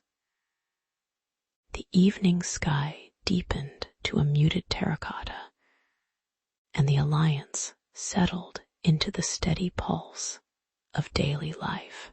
When the first vessels slipped away under a veil of twilight, their silhouettes casting long shadows on the water, a lingering stillness settled over the courtyard, as if the world paused to listen to the soft sigh of the Nile. Caesar stood at the edge, his hand resting on the cool stone, feeling the distant echo of his own ambitions dissipate like mist. Cleopatra, her veil catching the faint breeze, watched the ships disappear, her eyes reflecting the muted glow of lanterns along the quay. Antony, now alone with the flickering fire, considered the quiet ache of missed opportunities, the subtle lesson that even the grandest schemes are woven from simple, patient threads. The night closed gently, the stars above resembling scattered pearls, reminding all present history moves not in thunderous roars, but in the soft, persistent murmur of human intent. In the soft heat of Alexandria's harbor, the sun lowered itself over the limestone docks as Mark Antony stepped onto the pier, his sandals stirring a thin layer of sand. The distant murmur of gulls blended with the clink of metal merchants arranging copper wares, while the scent of brine brushed his nostrils. He felt the emptiness left by Caesar's death as an unsteady wind. Yet the promise of Cleopatra's court pulled him forward like a gentle tide. The marble columns of the palace reflected a pale amber glow, casting elongated shadows that seemed to wait for his arrival. Antony's eyes lingered on the open doors, where a hush promised conversation without urgency. Inside the palace atrium, candles flickered against walls adorned with alabaster reliefs, their light making the Nile's surface ripple in quiet mirth. Cleopatra entered, draped in a linen dress dyed the color of dusk, her fingers brushing a tray of figs and dates, as if measuring the weight of each offering. Their conversation began with measured politeness, each word a soft footstep on polished stone, yet an undercurrent of ambition pulsed beneath the calm.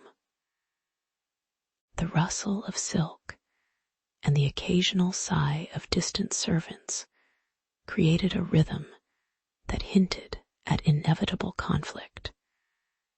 As Roman envoys whispered behind marble arches, Antony sensed the delicate balance between personal desire and the looming expectation of political alliance. Feeling both the warmth of the room and the chill of what was to come, a ceremonial banquet soon unfolded, its tables laden with steamed fish, flatbread, and bowls of honeyed wine that caught the light like amber pools. As the music of a lone lyre drifted lazily, Antony raised a goblet, its surface trembling slightly from his steady hand, while Cleopatra smiled with a calm that seemed rehearsed. The ceremony declared their union in a tone that felt more like a quiet contract than a grand proclamation. The priest's voice barely rising above the rustle of linen napkins. Meanwhile, distant Rome's Senate gathered murmurs, their inked letters fluttering like moths against marble, plotting fractures that would later echo in marble corridors.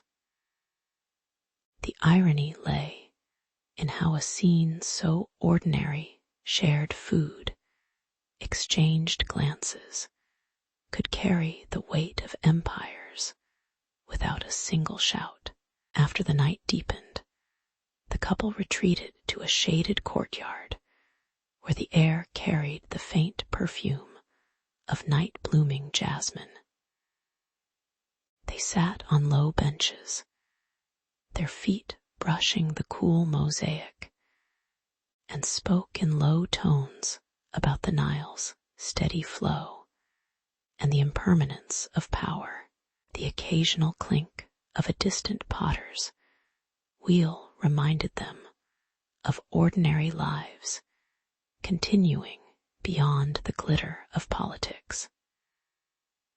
As they watched the moon rise, a gentle breeze brushed the surface of the water, creating ripples that mirrored their own subdued emotions. In this calm, the tension of earlier ceremonies seemed to dissolve into a shared silence that felt more enduring than any decree. When dawn painted the sky in muted rose, Antony rose with the first light, his armor still untouched, and looked toward the horizon where the desert met the sea. He reflected on the fleeting nature of glory, feeling the sand slip through his fingers like time itself, and wondered how future scribes would describe this quiet night. The palace servants began their routine, sweeping stone floors and polishing copper lamps, their motions a reminder that history moves on through countless small gestures. Cleopatra, her veil catching the soft breeze, offered a farewell glance that held both respect and an unspoken acknowledgement of inevitable change. As he boarded his ship, the sound of oars dipping into water seemed to echo a steady, patient beat, a reminder that even mighty alliances are but brief pauses in the enduring river of human story. In the dry heat of Alexandria's harbor, a Roman envoy's sandals brushed against sand as Julius Caesar stepped onto the quay, his cloak catching the gentle sea breeze. He found Cleopatra seated on a low marble bench, the scent of papyrus and jasmine mingling with the distant clatter of market stalls. Their conversation unfolded like a measured trade, each word a careful exchange of power and promise, while merchants nearby arranged dates and figs on wooden trays. The alliance felt ordinary, a treaty signed over shared wine and the rustle of parchment. Yet the subtle currents beneath suggested something larger, a quiet reshaping of empires. As the sun lowered, the two leaders exchanged tokens, their hands briefly touching the cool metal of a diplomatic seal, sealing a pact that would soon ripple through history. Months later, the tide of ambition shifted toward the western seas, where Marcus Antony received Cleopatra's invitation like a soft drumbeat echoing through his camp. He arrived to find her sun-warmed courtyard filled with the soft murmur of servants arranging figs and olives, the air scented with incense, and the faint clang of distant shipyards. Their meetings, though intimate, were shadowed by the distant thunder of Octavian's legions marching across the Italian plain, their armor clinking in rhythm with the restless crowd. The tension grew palpable as scouts reported the steady swell of Roman triremes, their oars cutting the water with a steady, relentless splash. In the evenings, Antony would sit on a low stool, listening to the muted lull of waves, aware that each ripple might carry the weight of an impending clash. When the sunrise painted the horizon in muted amber, the fleets converged near Actium, the water trembling under the low hum of countless oars, and the occasional crack of distant cannon fire. Octavian's ships, arrayed like disciplined rows of wooden birds, pressed forward while Antony's vessels, once gleaming with Egyptian lacquer, now bore the wear of hurried repairs and the faint scent of oil. The battle unfolded with a quiet irony. The grand romance whispered in marble halls dissolved into a measured exchange of projectile and smoke. The sea reflecting the soft glow of torches like a distant ceiling of stars as Roman sails filled and the enemy line faltered. The sounds of clashing bronze softened, and soon the water grew still, bearing the sigh of surrendered hulls. Defeated, Antony and Cleopatra retreated to the familiar, dim corridors of their palace, where the echo of triumph became a murmur of resignation. Inside the cool stone chambers of Alexandria, the night settled like a soft blanket. The faint rustle of silk curtains, accompanying the occasional drip of water from an ancient well. Cleopatra walked barefoot over cooled marble floors, feeling the subtle chill of the night air against her skin, while Antony sat in a stone niche, his fingers tracing the grain of a wooden cup as it warmed from his touch. Meals were modest, now bread, olives, and a shared bowl of lentil soup served quietly by attendants who moved like shadows, their footsteps barely disturbing the stillness.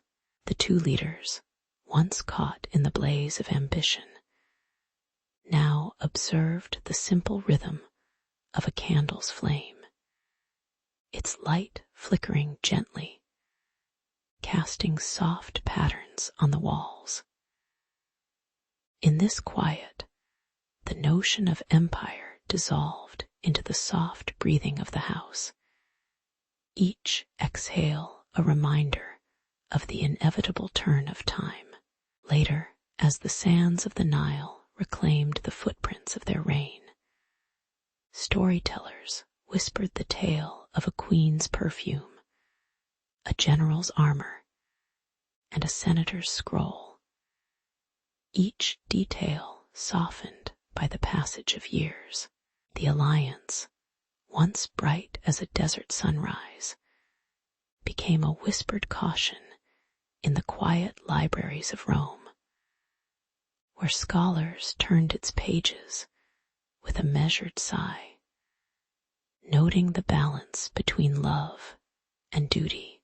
Children, tucked under blankets in dimly lit rooms, would hear the faint echo of distant oars and imagine the gentle cadence of history's pulse, learning that grand ambitions often settle into ordinary breaths. The memory lingered like the faint taste of honey on a tongue, lingering yet not overpowering, reminding each listener of the delicate thread that ties power to the everyday. In the end, the story rests like a closed book on a nightstand, its cover warm to the touch, inviting the mind to drift gently toward sleep.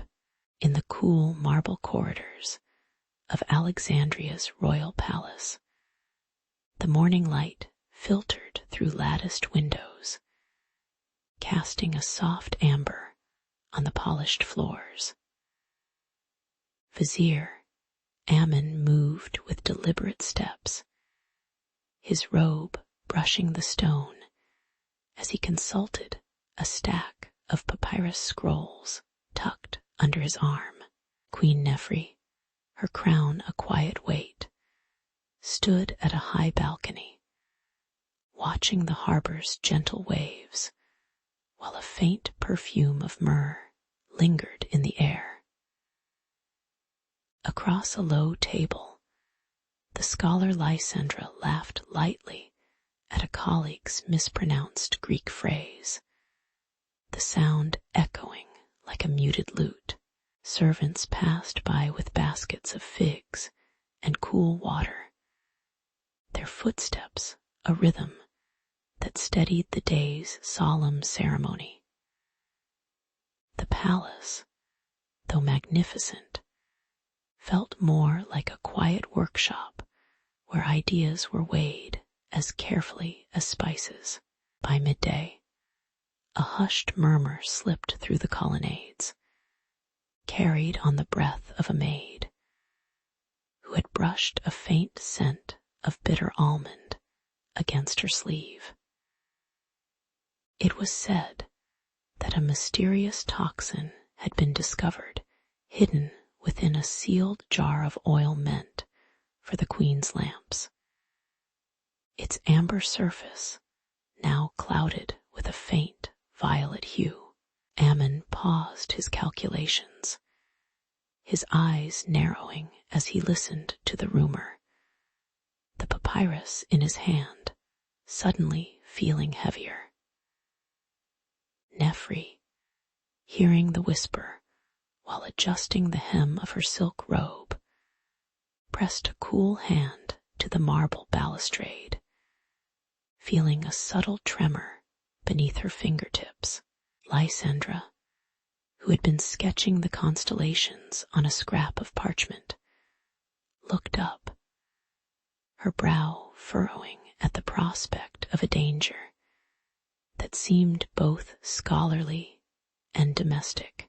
The court's usual cadence faltered, replaced by a measured silence that vibrated through the stone arches. Ironically, the suspected poison was traced to a batch of ink made from cuttlefish ink and crushed nightshade, a mixture the scholars had praised for its deep black hue on illuminated manuscripts, while the scholars celebrated the ink's capacity to capture the night sky on parchment. The same darkness now threatened to blot the very breath of those who inhaled it. Ammon ordered a careful tasting of the ink, noting the bitter aftertaste that mirrored the sourness of political intrigue. Nefri watched the demonstration with a wry smile, her amusement hidden beneath the regal composure expected of a queen.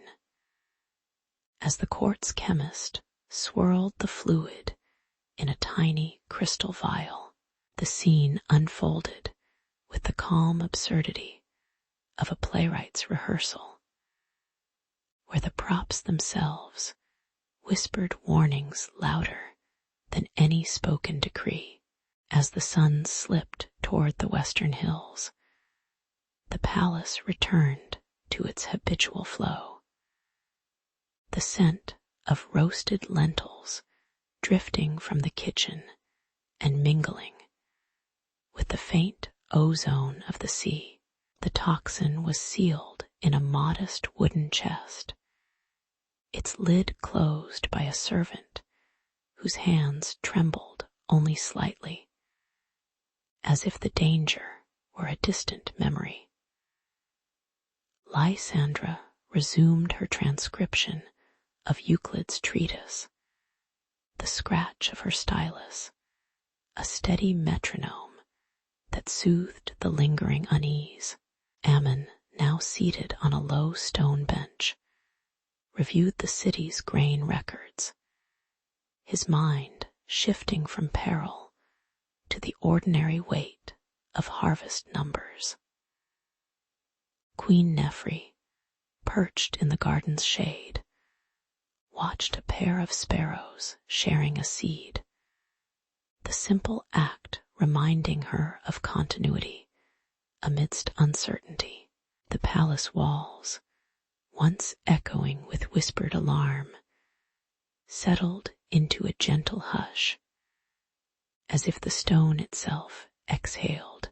In the evenings, when lanterns flickered low, and the tide sang softly against the quay, the court lingered over tea, each sip a quiet acknowledgment of mortality and routine. The episode of the toxin lingered like a faint aftertaste, reminding the courtiers that knowledge, however bright, always carries a shadow that must be tended.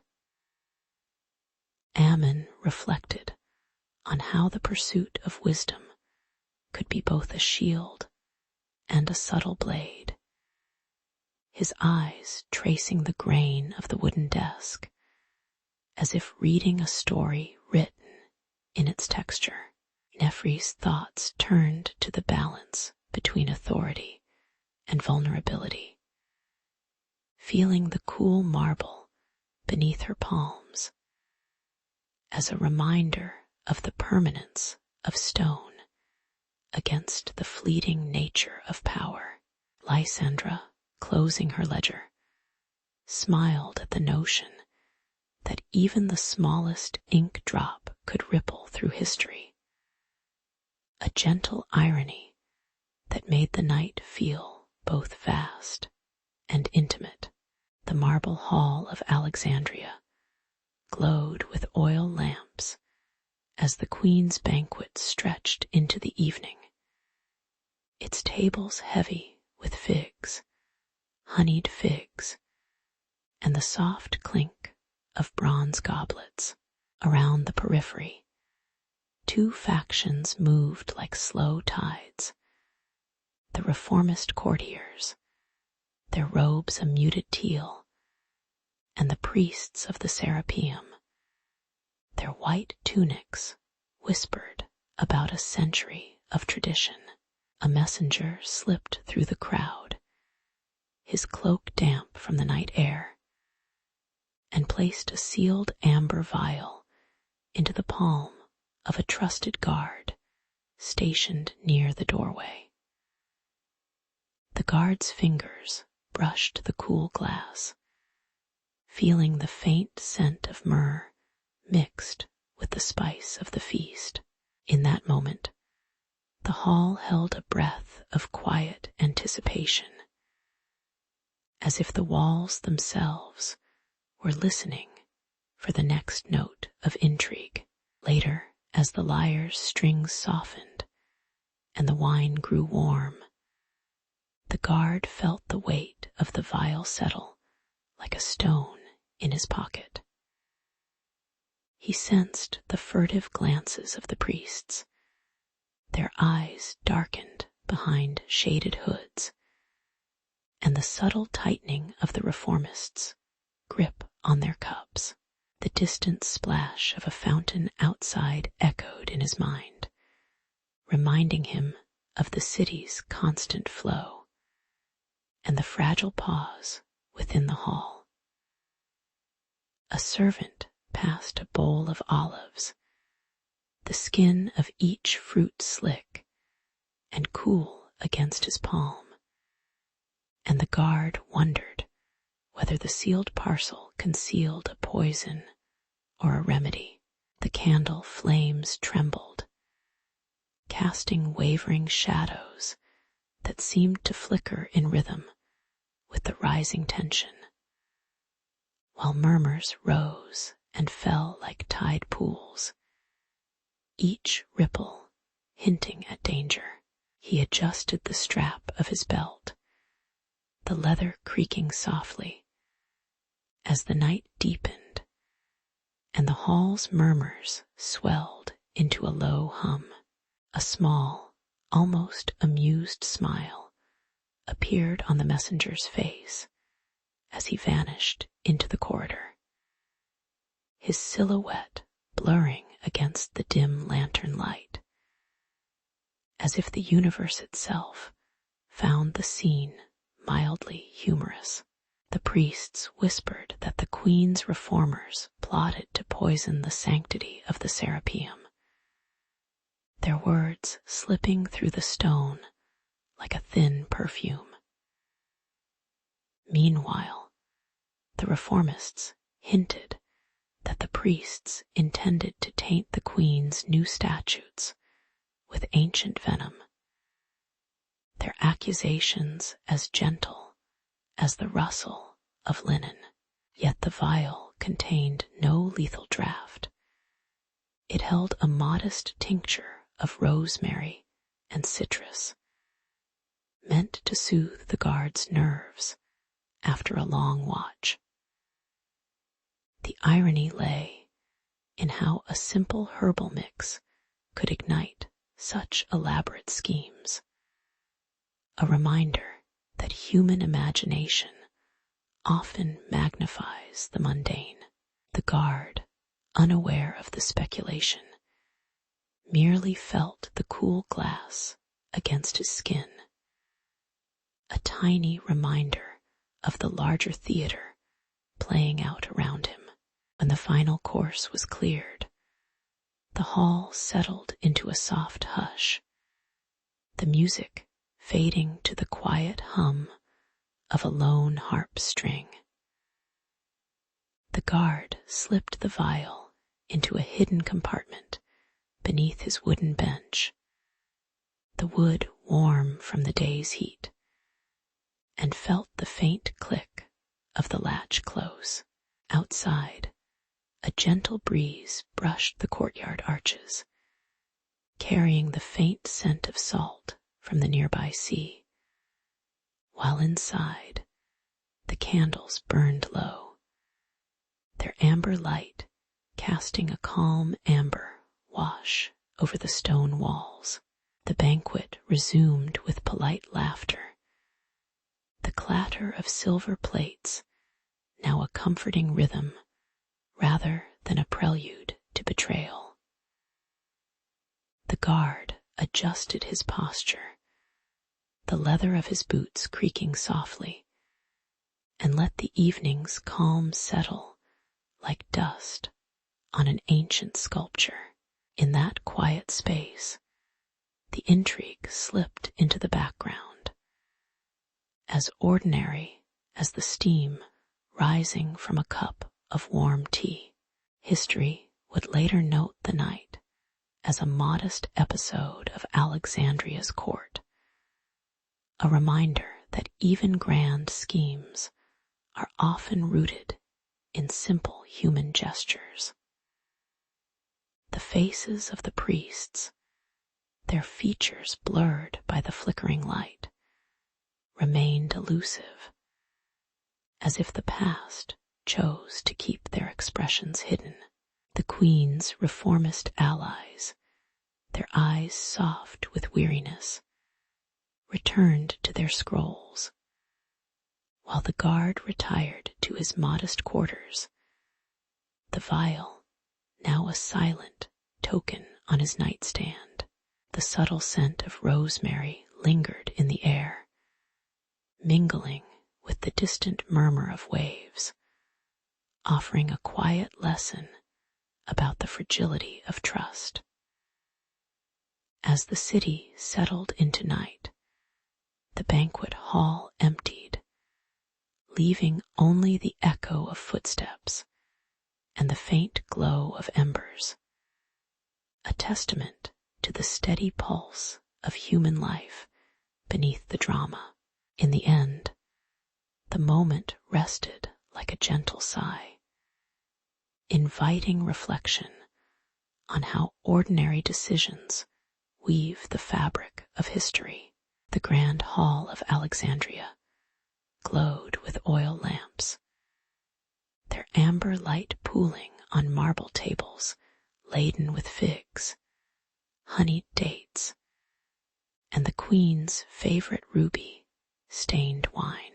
Courtiers whispered in soft tones, while the young prince, his sleeves damp with the day's heat, laughed at the clink of silver goblets. Outside, A gentle breeze stirred the scented curtains, carrying the distant murmur of the harbor. The queen, seated on a raised dais, lifted her chalice with deliberate poise, the liquid catching the lantern's flame like a captured sunset. As the wine flowed, the room settled into a muted rhythm, each sip a quiet ceremony of power and tradition. Midway through the feast, the prince's hand trembled, the wine turning bitter on his tongue as a faint pallor spread across his cheeks. A hushed gasp rippled through the assembled nobles, and the clatter of cutlery softened to a muted thud. Servants hovered, their hands hovering over pitchers of water, eyes darting toward the queen's untouched chalice. The air grew heavier, scented now with the faint metallic tang of illness, while the candles flickered as if unsure of their own light. In the corner, the vizier Ammon steadied his breath, noting the sudden shift with a practiced stillness that belied the urgency humming beneath the surface. Ammon slipped away from the clamor, his sandals soundless on the cool tiles, and entered a concealed alcove behind a tapestry depicting sea gods. There, a hidden apothecary lay scattered with dried herbs, brass vials, and a scroll whose margins were etched in a hand no one recognized. The scroll hinted at an ancient antidote, its ingredients encoded in verses that spoke of sun-warmed sand and river reeds, a recipe forgotten by most of the court. While the palace buzzed with whispered accusations, Ammon traced the verses with a fingertip, feeling the gritty parchment beneath his fingers. The irony of a quiet scholar uncovering a remedy, while the hall swirled with panic, was not lost on him, though his expression remained as calm as the marble floor.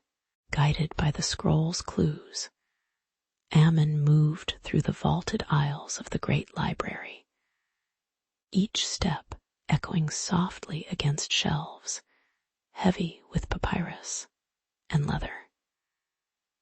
He found a modest niche where a single dust-kissed tome rested, its cover painted in muted ochre and its pages fragrant with age. Within, the antidote's formula was laid out in clear, measured language, describing a mixture of crushed lavender, sea salt, and a drop of oil from the queen's own rose garden. Returning to the hall, Ammon presented the concoction to the physicians, who administered it with steady hands to the ailing prince. The fever cooled like the evening tide receding, and the prince's breathing eased, the hall's tension unwinding into a gentle sigh of relief. As night settled, the lanterns cast long shadows that softened the marble edges, and the courtiers resumed their quiet conversations, now tinged with a subdued humility. The queen, her eyes reflecting the faint glow, lowered her chalice once more, this time sipping slowly as if tasting the lesson within the wine. Ammon stood by a window, watching the harbor's lights flicker, his thoughts lingering on the fragile balance between power and peril. The episode lingered like a faint perfume, reminding all present that even in a court of grandeur, the smallest slip could ripple through stone walls.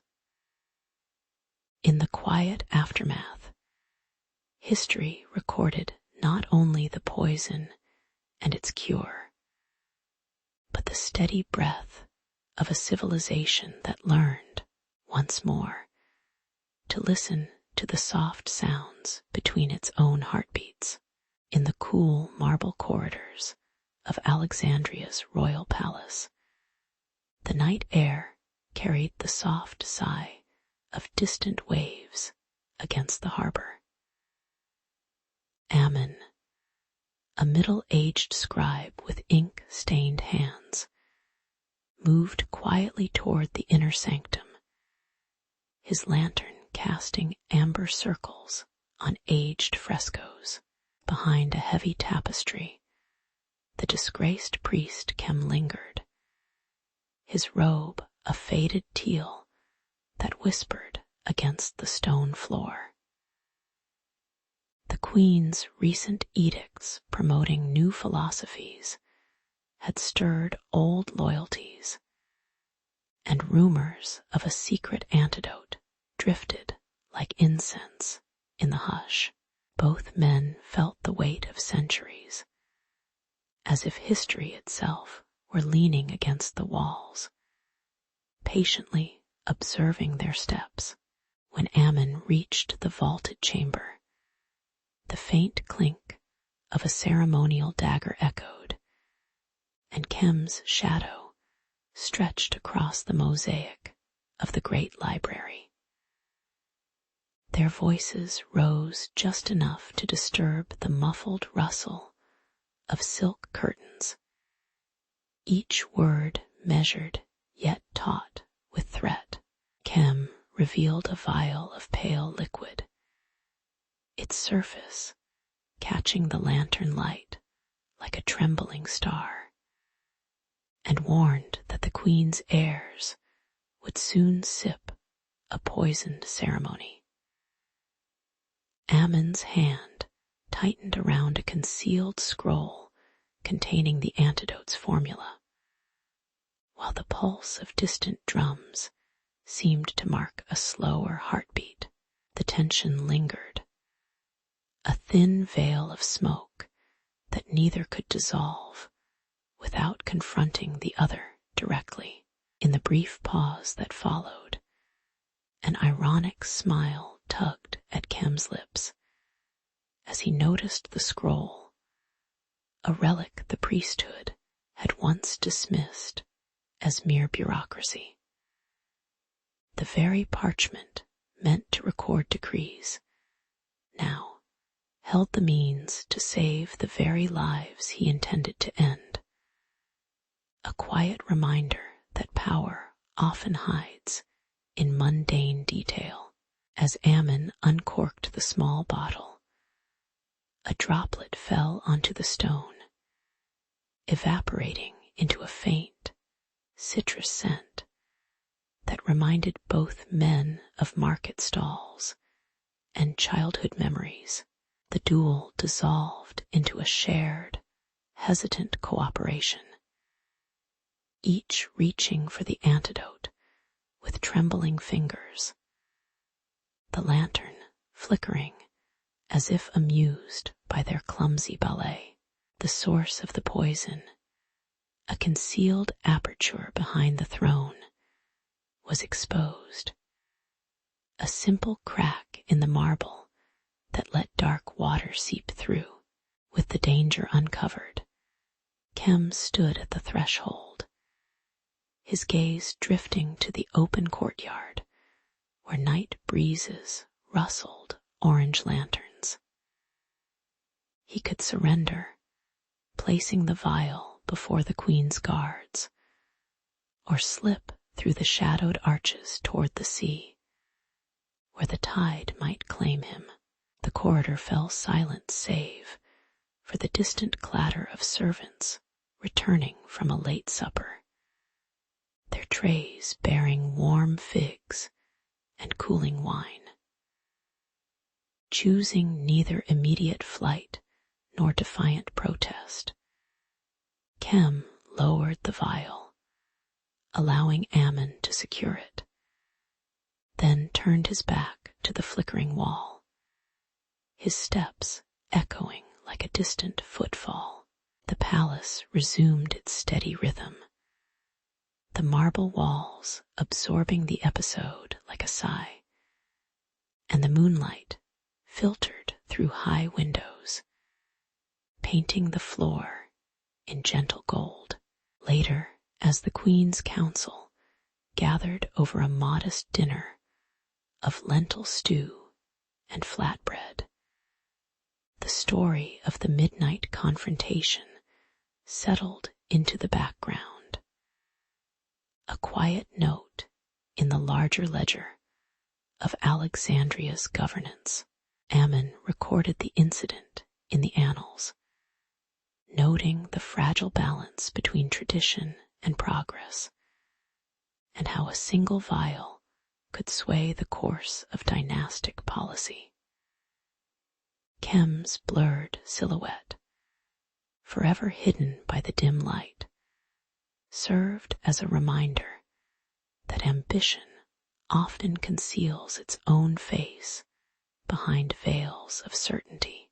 The palace, warmed by hearth fire, continued its daily cadence, its residents moving with the slow certainty of tides. In the end, the episode lingered like the faint aroma of incense, a subtle lesson that history rarely rushes, but always watches. When the last whisper of Kem's intrigue faded from the marble corridors, Queen Selene stood on the balcony of the western wing, feeling the cool morning breeze brush against the stone balustrade. She announced her reforms to a gathering of courtiers whose robes rustled like parchment, their murmurs settling into a measured cadence. Lysandra, already known for her steady hands on ancient scrolls, was named chief archivist, the weight of the kingdom's memories now resting upon her desk. Meanwhile, Ammon, the royal alchemist, was tasked with founding a poison watch, a quiet committee that would monitor the scent of herbs in the kitchens and the clink of glass in the banquet hall. The court's atmosphere shifted from restless tension to a tentative optimism, as if a thin veil of light had been drawn across the marble floor. The first weeks of the new order were marked by cautious steps. Servants adjusted their routines, measuring spices with an extra glance toward the newly appointed guard.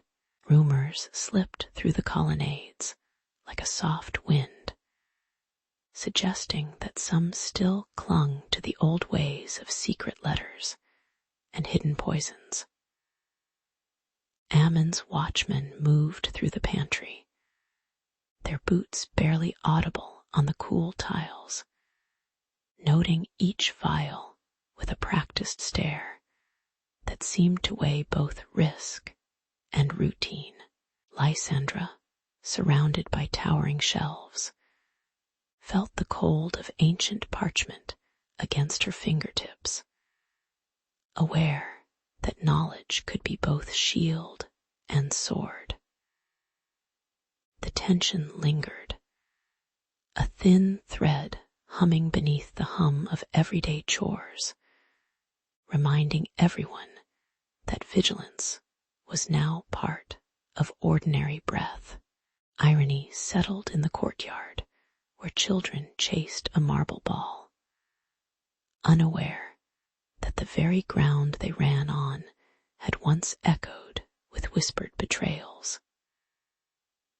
Lysandra, while cataloging a treaty from a distant king, discovered a marginal note about a misplaced garnish of rosemary, a trivial detail that had once saved a life, now recorded beside grand maps.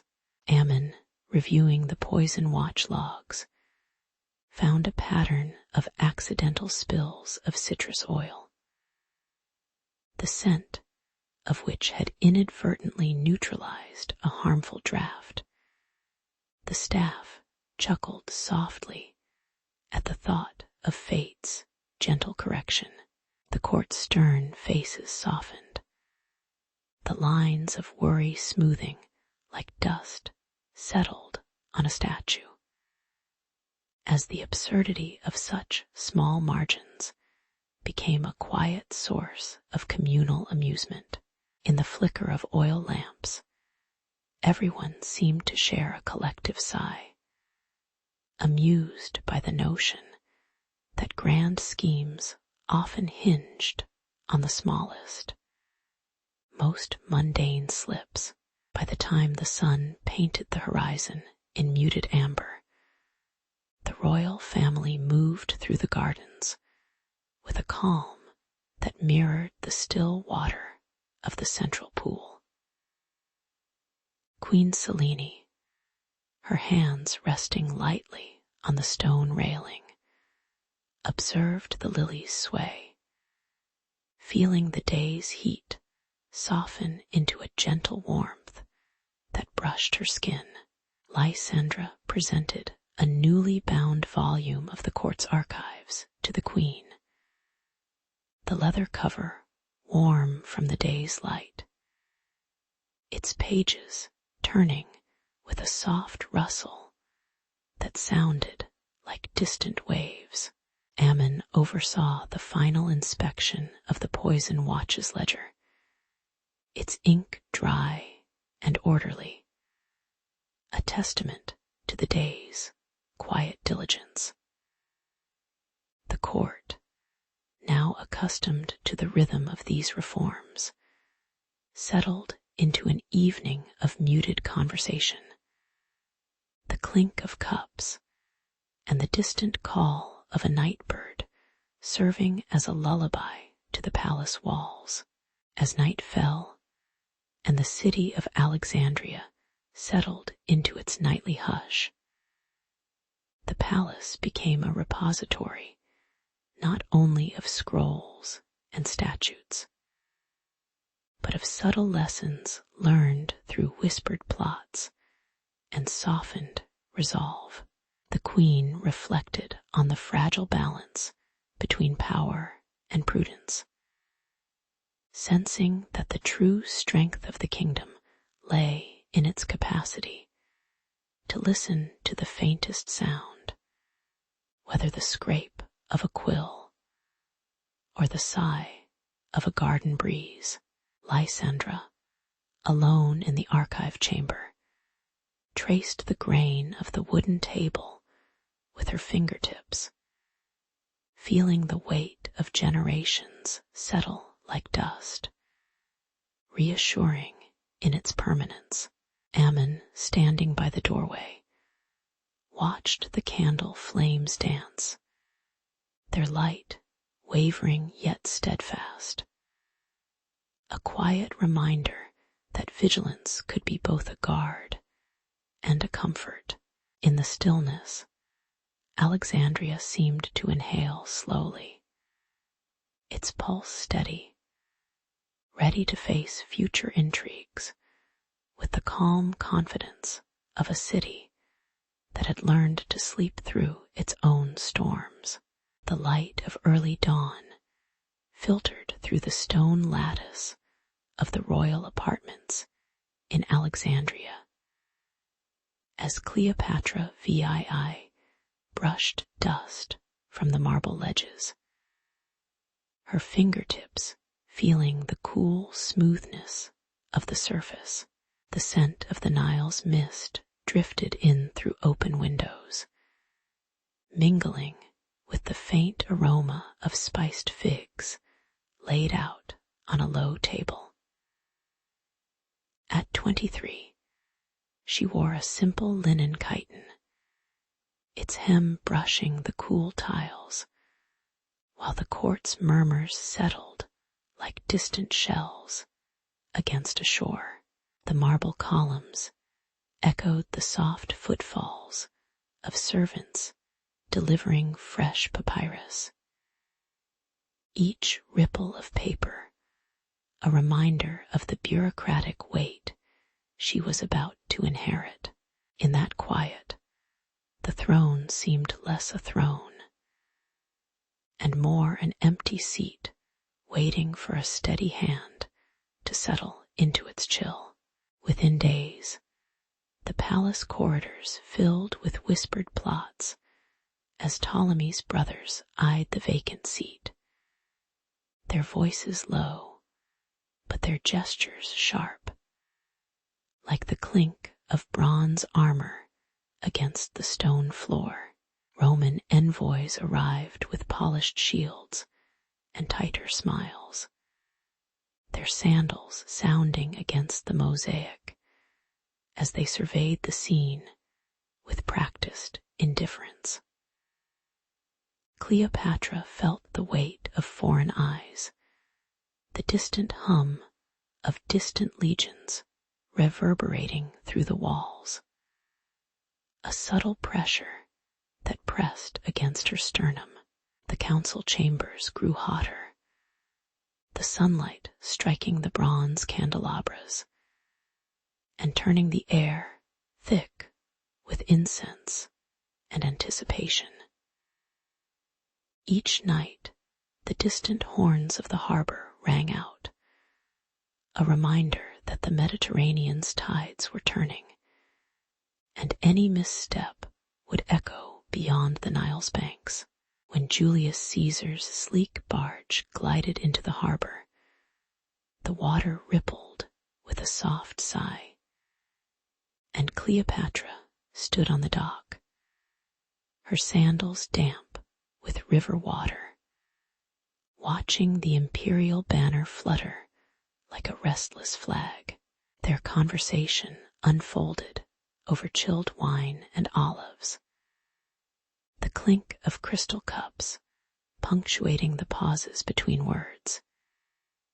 Each pause a small theater of irony, where a young queen negotiated with a conquering general. Caesar's laughter warmed the stone courtyard, yet his shadow fell long across the reeds, hinting at the cost of alliances stitched with silk and gold. The court observed the exchange with a mixture of admiration and silent alarm, their eyes flickering like candle flames caught in a draught.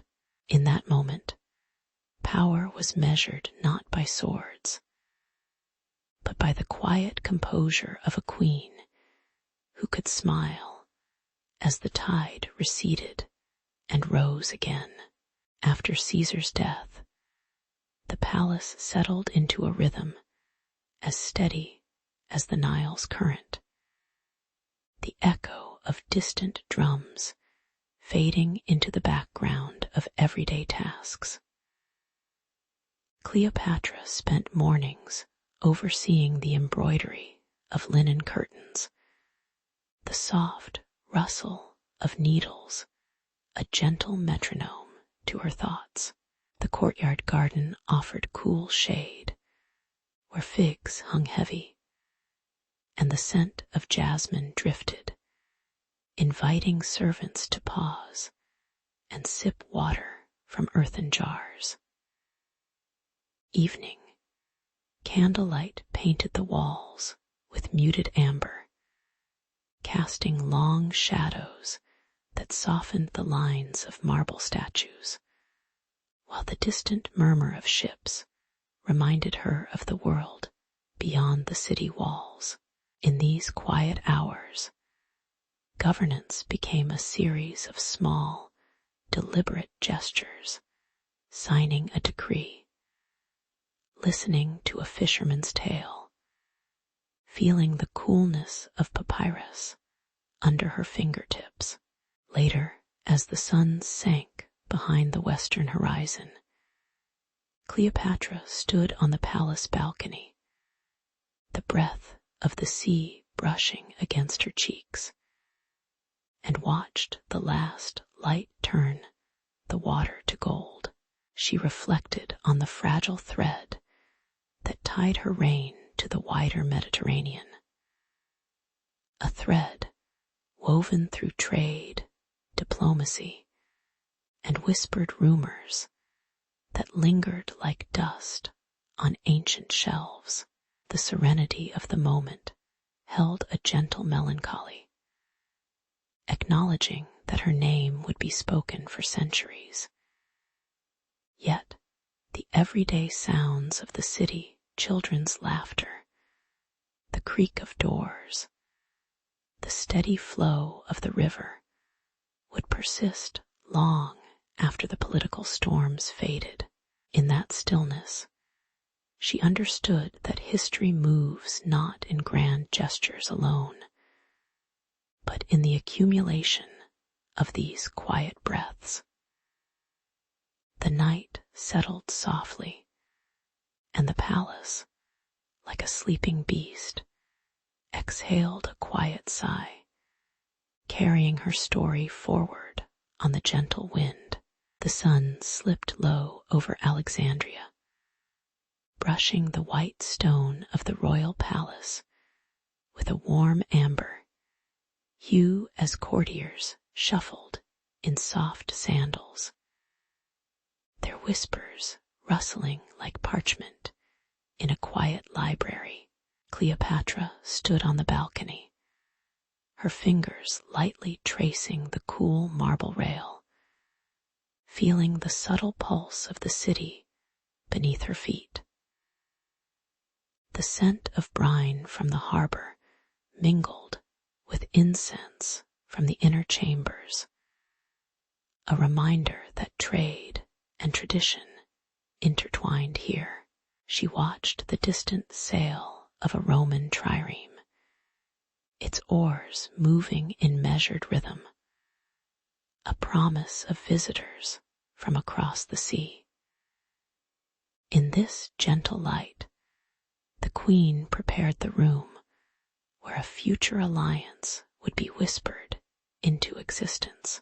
When Julius Caesar's fleet finally anchored, the harbor filled with the clatter of loading crates and the low murmur of soldiers adjusting their armor, their bronze helmets catching the fading light.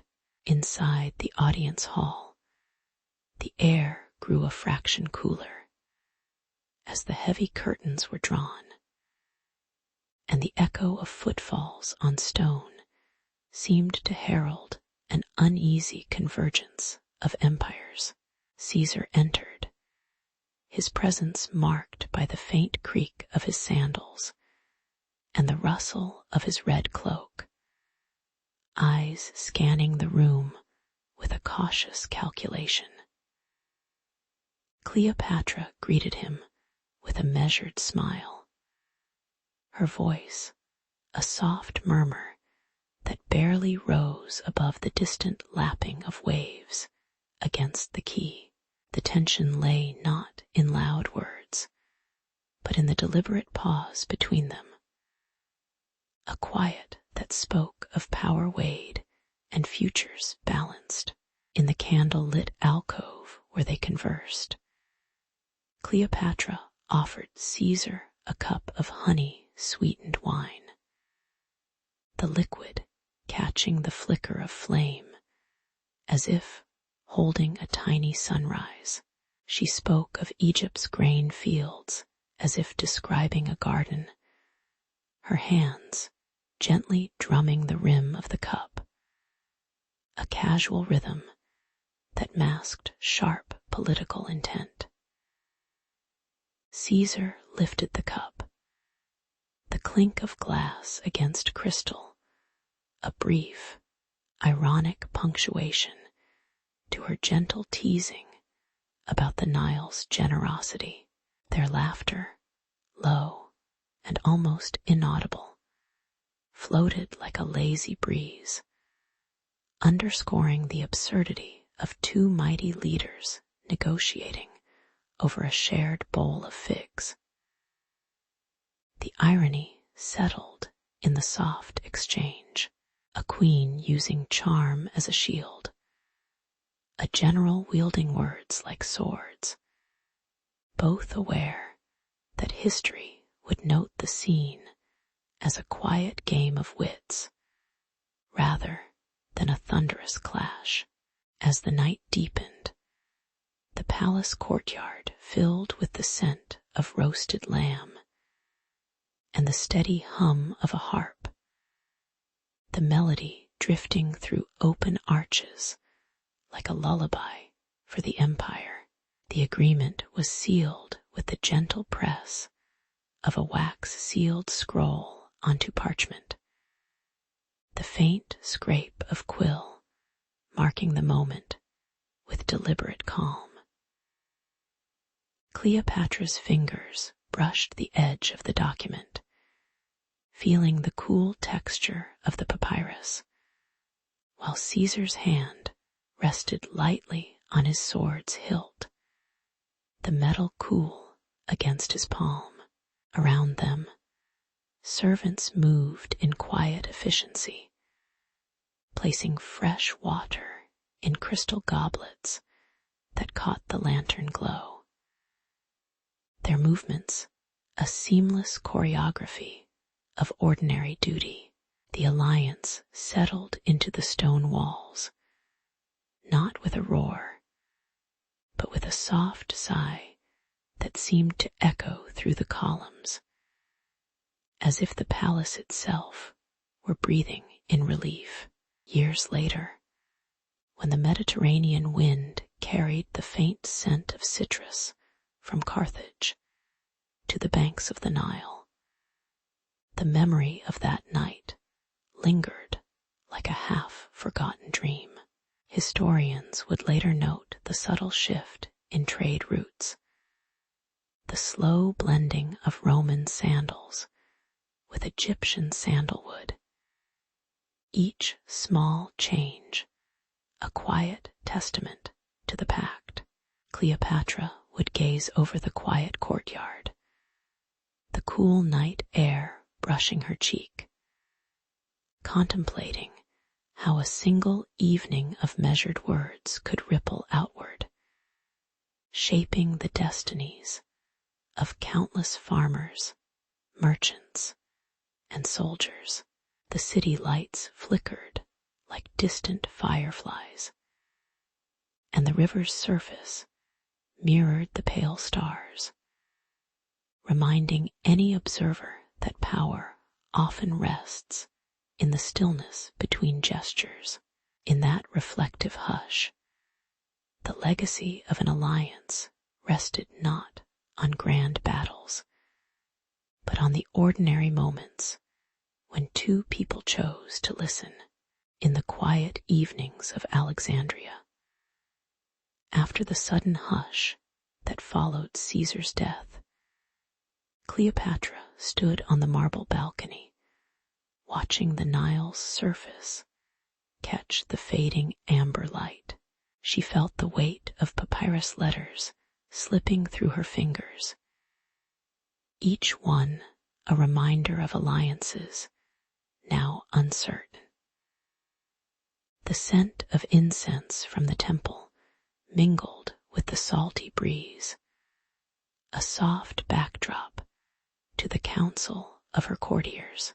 In that pause, the queen measured the silence, aware that the empire's heartbeat had skipped but not stopped. She resolved to seek a new partner, not out of longing alone, but to keep Egypt's grain ships moving through the Mediterranean. When Mark Antony arrived with his fleet, the hulls creaked against the harbor, and the clatter of armor echoed across the docks. The meeting in the palace garden was a choreography of careful glances, the rustle of silk, and the muted clang of a nearby bronze brazier. Their conversation, half promise, half calculation, folded the future of Egypt into the already tangled web of Roman ambition. Antony's troops, weary from campaigns, murmured under their breath, the taste of sea salt on their throats, while Cleopatra's advisors whispered about the shifting loyalties of the eastern provinces. The tension rose like the tide, steady and inevitable, as both leaders sensed the thin line between love and war. Diplomacy soon turned into a series of feasts where golden goblets reflected the flickering torchlight, and the sound of oars slipping past the quay seemed to mock the grand ambitions spoken at the table. While Antony pledged support, his messenger delivered a parchment bearing Octavian's seal, its ink still wet, as if the rival empire were already drafting its own invitation. Cleopatra, smiling with a measured calm, offered a bowl of figs, the soft skin yielding under gentle fingers, a subtle reminder that sustenance often outlasts conquest. The irony lay in the fact that both sides chased glory, while their foot soldiers shivered in the same night air, sharing the same simple blankets against the cold. In that paradox, the grand strategy of empires folded into the ordinary rhythm of shared meals and whispered doubts. After the battles at Actium, the sea calmed, leaving the deck of Antony's remaining ships to sway lazily under a pale moon, and the distant chorus of gulls sounded like a lullaby. Cleopatra returned to her gardens, where the scent of lotus and rosemary mingled, and the soft rustle of leaves softened the memory of cannon fire.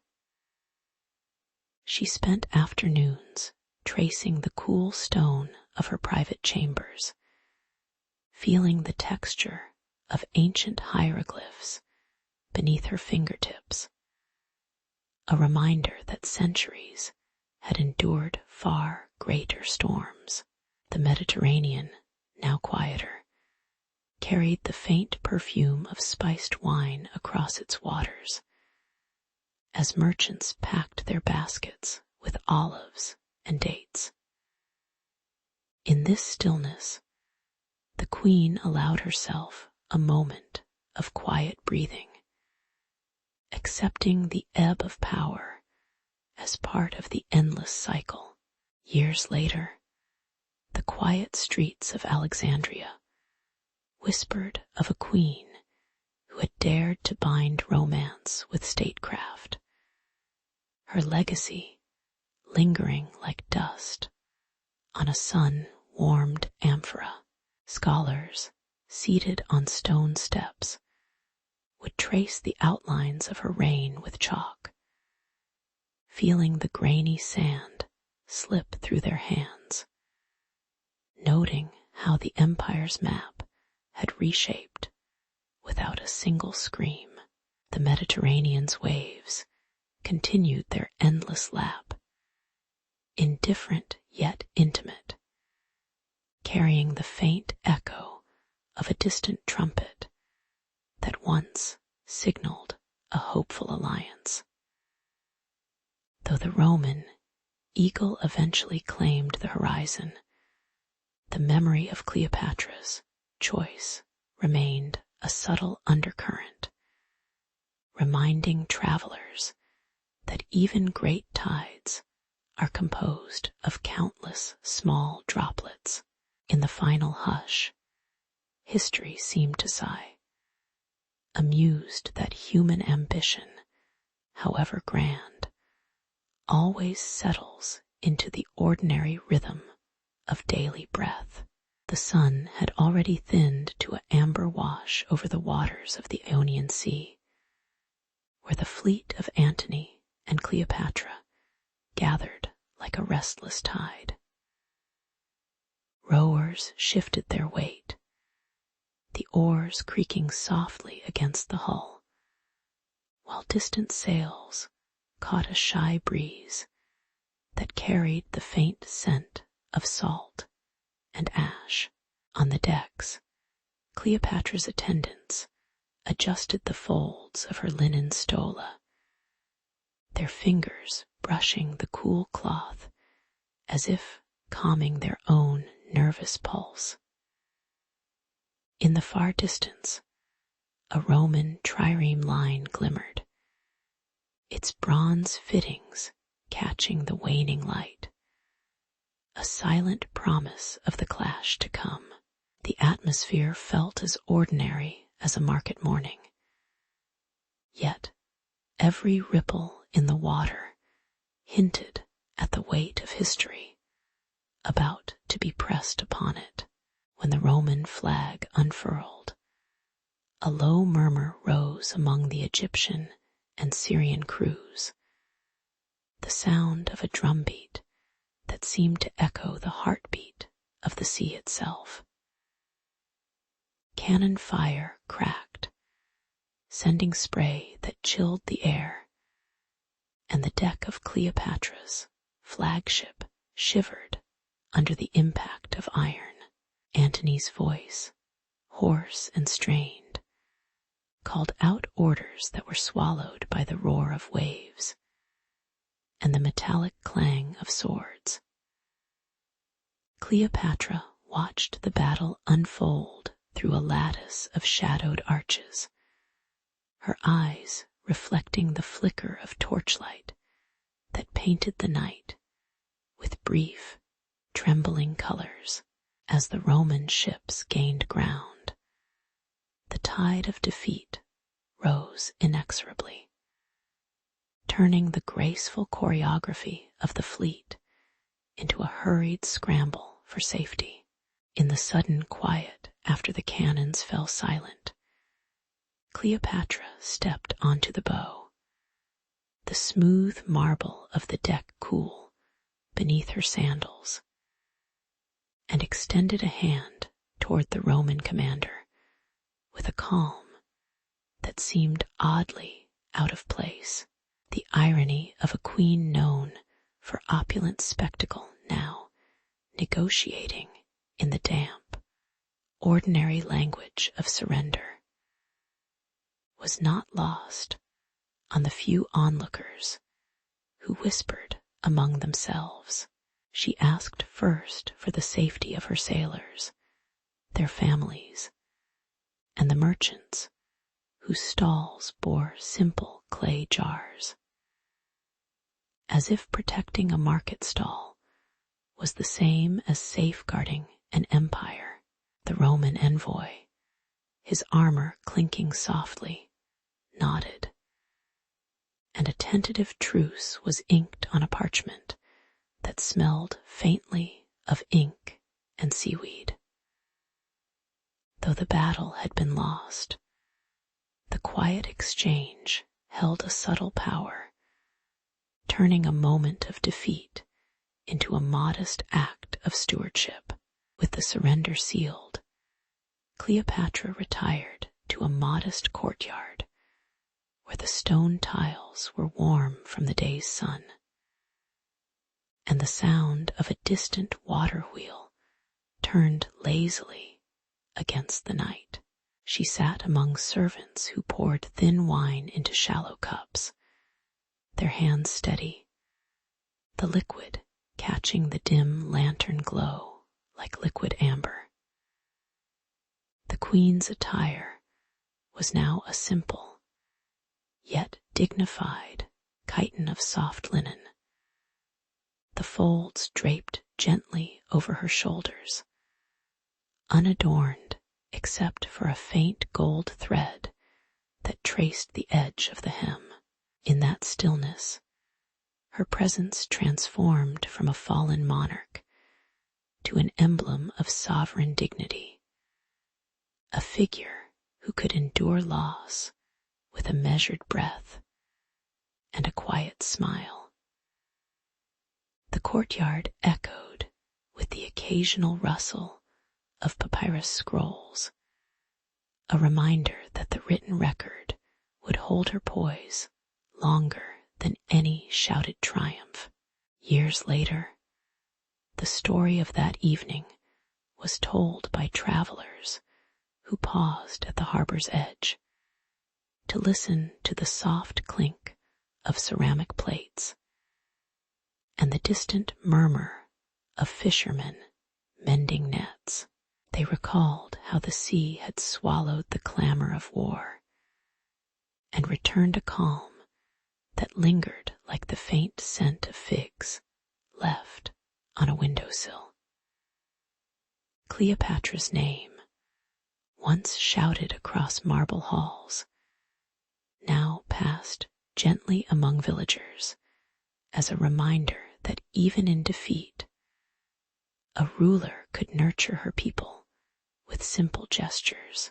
The memory of the battle became a quiet lesson etched into the stone of public baths, where steam rose in slow wisps, and the heat reminded one of the tempered resolve that had been forged. In the end, the Mediterranean coast kept its rhythm, the tide turning without haste, carrying forward the modest dignity of a queen who chose restraint over spectacle. The last candle in Alexandria flickered as the sun slipped behind the harbor, casting long shadows over the empty throne. News of Cleopatra's passing traveled on rusted galleys, whispered by sailors who brushed salty spray from their sleeves. In the quiet courtyards of Rome, marble statues were dusted, their eyes turned toward the distant Nile, as if awaiting a final word. Merchants in market stalls paused their haggling to glance at coins stamped with her likeness, feeling the cool weight of a queen's ambition. Even the distant hills of Judea seemed to inhale the stillness, the breeze carrying a faint perfume of lotus and incense. The Senate convened in a hall where columns hummed with the rustle of papyrus, debating whether to enshrine her image beside Rome's founding heroes. Artists, their brushes stained with ochre, painted her profile on frescoes, juxtaposing Egyptian regalia with Roman togas, creating a visual knot of rivalry. Ambassadors from distant kingdoms sent envoys bearing amphorae of oil, their polished sandals echoing on mosaicked floors as they negotiated trade routes once overseen by Cleopatra herself. The clatter of swords in distant Carthaginian workshops reminded everyone that power could be reshaped as easily as copper, and the memory of her clever alliances sparked uneasy excitement. Yet the night air in Alexandria grew heavy, the distant call of a muezzin blending with the soft lapping of waves, urging patience amidst the stirring ambitions. Years later, a youthful Roman general draped his cloak in the same azure hue Cleopatra once favored, while his advisors whispered that the Queen's diplomatic games were now textbook material. In the bustling bazaars of Cyprus, a potter fashioned a humble amphora bearing an inscription that praised the Queen's gentle sway of the tide, a tongue-in-cheek nod to her famed seduction of the Mediterranean. Scholars in Alexandria, their quills scratching parchment, cited her letters as models for statecraft, unaware that the same eloquence now served to justify minor border disputes over olives. The irony lay in how her image, once a symbol of exotic power, became a comforting backdrop for ordinary contracts signed over cups of watered wine. Even the children playing at the harbor's edge mimicked her regal posture, their small hands mimicking a scepter, while the gulls overhead stared indifferently. As decades settled like dust on the limestone, the Mediterranean settled into a rhythm of trade, fishing, and sunrise prayers that stitched together former empire fragments. Fishermen in Miletus pulled their nets under a sky painted in soft terracotta, feeling the gentle pull of seaweed that reminded them of the Nile's reeds once praised in Cleopatra's court. In a modest kitchen of a Syrian caravanserai, women kneaded flatbread, the warm dough pressing against their palms as stories of the Queen's clever negotiations drifted like steam from the hearth. The scent of incense lingered in the corridors of a Roman villa, mingling with the earthy aroma of olives, a subtle reminder that cultures had blended without fanfare. The constant hum of waves against stone, the sigh of wind through palm fronds, and the occasional clink of a copper coin created a backdrop where the Queen's legacy was felt more as a quiet pressure than a roaring proclamation. In quiet museums today, the soft glow of lanterns illuminates a cracked marble bust, its eyes glazed over as if still scanning the horizon for distant ships. Visitors linger, fingertips brushing the cool surface, hearing faint echoes of market chatter and political counsel that have long since faded. The story of Cleopatra, once a vivid tableau of power, now rests in the measured cadence of a guide's whisper, reminding us that greatness can be both fleeting and enduring. The Mediterranean's endless blue continues its patient lap against shores, indifferent to crowns, but generous to those who listen to its muted lullaby. And as night deepens, the world settles into a gentle hush, allowing the Queen's subtle influence to remain a soft undercurrent, a reminder that history, like sleep, is most comforting when it moves slowly and unhurriedly.